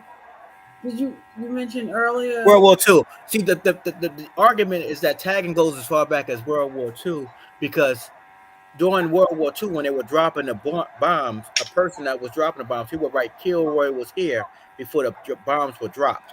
But that's some people's argument back in the 1940s. But we all know that graffiti goes as far back as Kemet or Egypt, when we were not tagging, but writing on the wall based on the culture during that particular time. If you go to Pompeii or in that area, you see tags, and tags was a very important part of the culture. So tagging has been here for eons. Okay. But when it was associated with World War II, it wasn't. Or did you say that? No, I'm saying when you really look back to what he's talking about, the comedic origins of tagging, you're talking about something that is that's what I was about to bring up. Our DNA. Mm-hmm. Yeah. Hieroglyphics. Yeah. And so that's something that we always have done, always tag, and we tag as and it was based on, when we tag, it's considered like a sigil, like a spiritual system. That's what it was traditionally in Africa when they would write the Meduneta. It wasn't just writing it, but it was being able to speak and understand it, its meaning and its subtextual meaning, the affects, and so it was a whole lot. Stories on a spiritual level dealing with tagging, history, all of that. That's right. Mm-hmm. But the thing is now is that we have the 50th anniversary of hip hop. Right. Some people feel as if they don't agree with it being the 50th anniversary of hip hop, because some of the traditional hip hoppers felt as if we've been doing it for so long that you can't put an age on it. Right. So people have different sentiments about it. Although there's some document fact and some history that on August 11, 1973 is when hip hop had began. But I would beg to differ. I think we've been doing it forever. Especially when you talk about the elements, because like that each element separately, it's been happening. Like we just said, I mean, graffiti's been around since Kemet. You know what I mean? Rapping has been around forever. You know what I mean? The beat, the drum has been breakdancing, capoeira. We've been doing that. Exactly. So like each element has been here since the beginning. You know what I mean? I think what people have been trying to do is just try to figure out a time of when did those elements come together. I think, and I agree with you, and I think make the impact then. Yeah, but if you're sticking with the 50 years that we're celebrating, what is the date? August 11, 73. What's that date? That's 1520 Cedric Avenue. 1520 Cedric Avenue was when her sister Cindy actually gathered and did a block party to raise money for students in the area to be able to go to school. Okay. So it was a fundraising mechanism that started the hip hop and bebop, and it was also a means to go against the establishment, because in many regards, when we stopped being engaged in political socialism and political activity, the establishment, law enforcement, had actually fostered folks to become engaged in gangs and so on and so forth. So Okay, and then it's not by accident that had taken place. But what happens is some of the thinkers thought that we need to stop this and we need to actually work with each other and build our community up. and at one point, like you said, if I refer to the movie The Get Down, in the early scenes, they were saying, look at, and they pointed to that graffiti over there and said, you see that? That's going to be no more, and we're going to clean this area up, and there's not going to be any of this on subways anywhere. But the one thing that I see when we started talking about graffiti, whether we're talking one thing in the movie, they had their notebooks. It wasn't just something that they would just go spray paint. It seems like it was something very planned. They would do it in Yeah, a notebook first and then take it. And then I remember having a conversation with you. And then the next day, you go get your notebook and you show me all of the graffiti that you have done over the years. And you said this is, and so it's not something that just they wake up and go just Happenstance. do That's it. right. It's a very planned action. Yeah, in reality, what happens is, although it's something that we were doing because that's part of our social group and we're going against the establishment, but there were strategic plans whereby we would have maps, right? We would get maps and we would strategically find a time, a day. We would study the flow of the cops to find out what area was strategically hit, right, to hit at what time on what day. So we would go down to the library and study all this stuff before we actually bomb certain areas. We would do it at certain times. If we knew that it was a blizzard, that was our time to go out and hit. If we knew that it was going to rain, we would. So it was strategically done, and we had to do it like that way because we knew that we were engaged in criminal activity.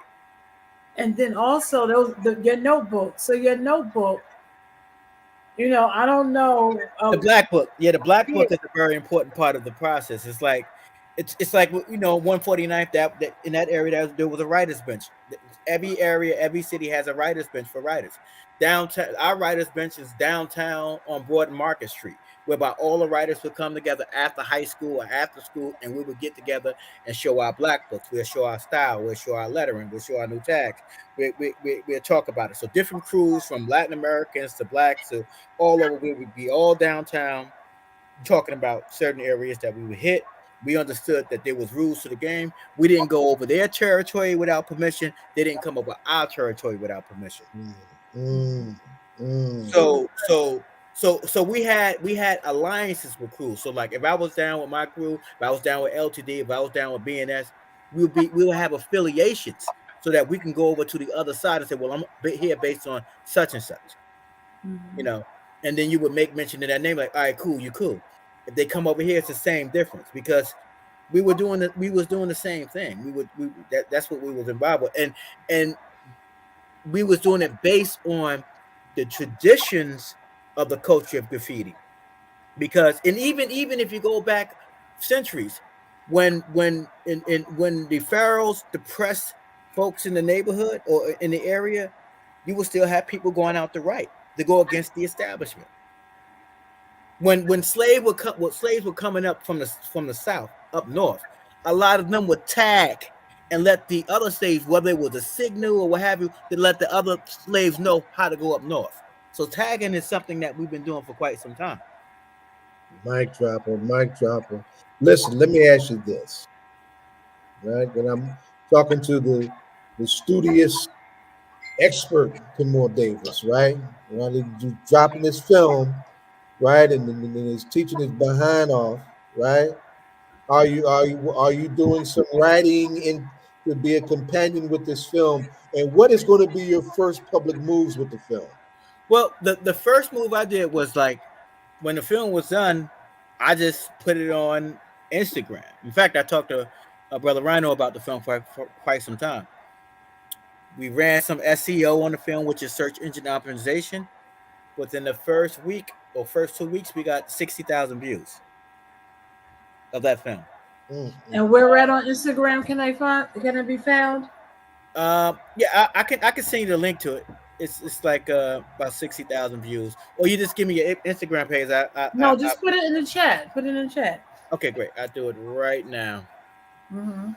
It's a Do Funk magazine, and so what happens also that you have Do Funk magazine, um, and this magazine is a free-based magazine for now, whereby it's digital, and everybody can watch. I got like maybe 1,500 pages of information on graffiti by noted graffiti artists all over the world, not just in America and South Africa and Argentina, so on and so forth, that are engaged in the graffiti culture. Um, and we've been working together. We've been having a lot of fun. In fact, we did a honorary issue on the late Tame One. He just recently had a birthday not too long ago. He's one of my mentors in graffiti and in hip hop in general. He was a genius when it came to the art and being able to do the stuff. Rhino, say something. It's my brother, man. I know it. I know it. You know that was my brother, man. You know that we started and all of that, man. That's where it started was graffiti. That's what we were doing. And to the point that I made earlier, Rhino was actually from the Bronx, right? No, I was born in Brooklyn, but I've been all over New York. Over New York. I've been through my home is Amsterdam Projects. Like that's my home. That's right behind Lincoln Center. Yeah. Right in that area. But I've been uptown. I've been in Harlem. I've been in Long Island, 2 different areas in Long Island. And then out here in the bricks. I've been out here in the bricks the longest now. Yeah, but I'm saying that to say, and I'm originally from Brooklyn myself. So when when we would travel back and forth to Newark, I would always see these large trains with the graffiti on it as a young child. So that's what had sparked my interest. And my mother was an artist, and she went to Pratt Institute, and she would always encourage art. Never heard you talk about your mother like that. Wow, go ahead.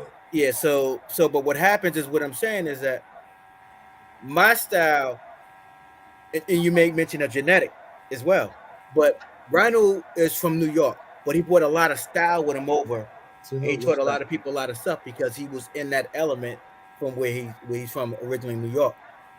My mother had to encourage art because she would teach me how to draw. We would have drawings. That was my mom too. My mom was a huge artist in the house. She had all types of she used the soft color crayons, the crayons, and she would do drawings like abstract designs and stuff.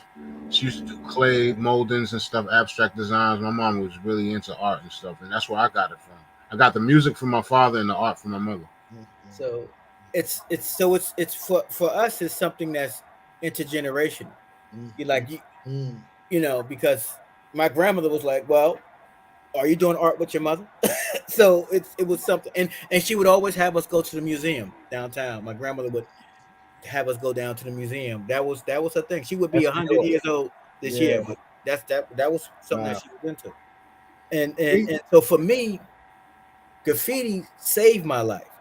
We're talking about graffiti during the time of the explosion of the crack epidemic, where everybody I grew up with, that I knew, some of the friends that I grew up with in Newark is doing 60 or more years in prison, based on the amount of drugs and guns that they had around them during that particular time. So graffiti was a saving grace. It helped me. It allowed me to get respect.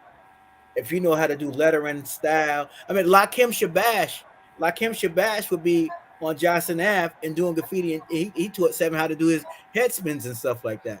I recall Hassan and 7-Eleven on Clinton Ave, and arguably one of the first rap records that was out in Jersey that I know of, Hassan and 7-Eleven. Seven was on that record when he was 13 years old. I was a part of the group. We would travel back and forth to Orange and East Orange to hook up with Hassan 7-Eleven. The argument is whether or not the song Sneakers influenced the song Adidas, my Adidas. So, but see, what's dope about what you're saying is this is we were talking about how when hip hop started, like we didn't have the art programs and the music programs. We didn't have those things.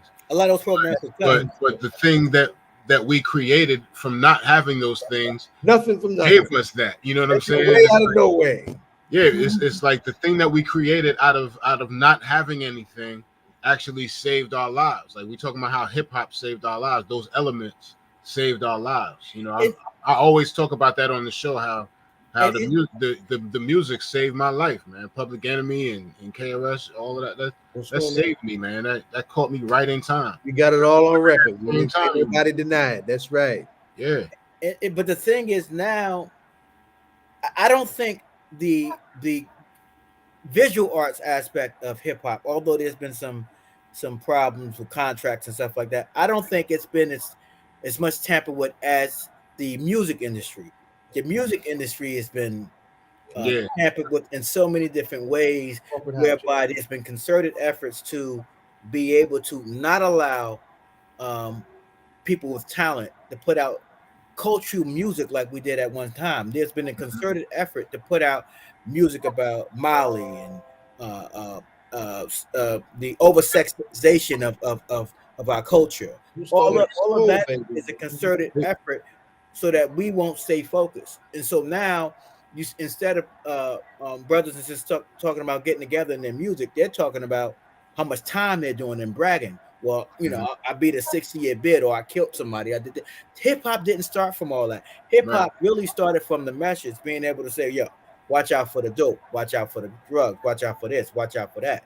That's what the message was about. And I think that right now, although we're celebrating the 50th anniversary of hip hop, we need to revert back to that and reflect on why it started and what it was really about. That's right. It was really something that was used to stop the gangs. It wasn't something that was developed to encourage gang culture. Right. I mean, you know, you had the largest gangs, the Black Spades. In fact, African Bambaataa led that gang. He was actually able to. One of my soldiers is a spade. Brother Dawood, David X, in the party, he was a spade, and they're still around. They do every once in a while. We'll pull them out, help us on the security front. They're still around. And so that's the problem. But I would say that in terms of graffiti, going back to phase 2, I mean, he wasn't just a graffiti artist. He was a philosopher. He was a well-renowned thinker. He was a person that understood. He's also a rapper and singer. He put out a record called The Roxy. Yeah. I mean, you're talking about a really, really smart person. Yeah. He was on the cutting edge of Beat Street, the movie, consulting with the movie with Harry Belafonte, and consulting with the movie with Charlie Ahern. Wild Style. The question is, when they receive residual income from the mechanical licensing, from the music, and is any money going to the family? Are they receiving any residual income? Because we produce a lot of good work, and we engage in a lot of sweat equity, even with graffiti. And even in terms of graffiti, you see other ethnic groups benefiting more from graffiti than we do. Some of the other people of lighter complexion get the $500,000 contract for the murals, whereby we as Black folks, we don't get it unless you're selected. So you don't see a lot of Black muralists making 6 figures for doing murals and stuff like that. Yeah, you know. Well, we're gonna have to. We're out of time. He's killing it. Yeah, and what is that called? Have any of our with an hour-long question watch? Go ahead. No, I just want to know: is there one mural that we could point to that was commissioned? That's out there now. Do we know any murals that were commissioned by phase 2? Go ahead. What you gonna say, Rhino? I was gonna say, just hit that link that he put in the chat, and you'll see everything. You'll be able to see the film, the film that he put together, and that you'll see the murals right there. But have any of them to be commissioned to be like in a like let's say they redid where you going? Yeah, they just redid the World Trade Center. Have any of the pieces been commissioned to be in there, or any HBCUs? Have they taken any other artwork and said, "Let me take this"? I've seen artists doing murals for commissions, but the thing is, you have some graffiti artists who are purists, right? And they want to stick to the traditions of being a purist. Okay. And then like for example, you have a group of purists in terms of graffiti artists who do the wall up in Harlem every year. Mhm. And they get together, and that's something that they do, and it's a whole hip hop culture, it's a whole big thing. Um, and then you have other artists that do it for the money. They do it because that's part of that's how they make it their living. Well, So yeah. some artists were able to do that. Some others would just want to be purists and stay as graffiti artists. And then my last question, the Philly Art Project, would you consider that the artwork that we see all over Philly, and that's the Philly Art Project, will we consider that graffiti, a part of the graffiti artwork? I think you have graffiti artists who are purists in terms of the lettering and tagging, and who also could do characters and faces. Then you have artists who are now benefiting, street artists who are now benefiting from graffiti, because you wouldn't have that type of art if it wasn't for the precursor of graffiti. A lot of the old graffiti artists from back in the day, some of them who are still around, were able to get into the advertising business. You know what I'm In a big saying? way. Working with advertising companies and stuff like that.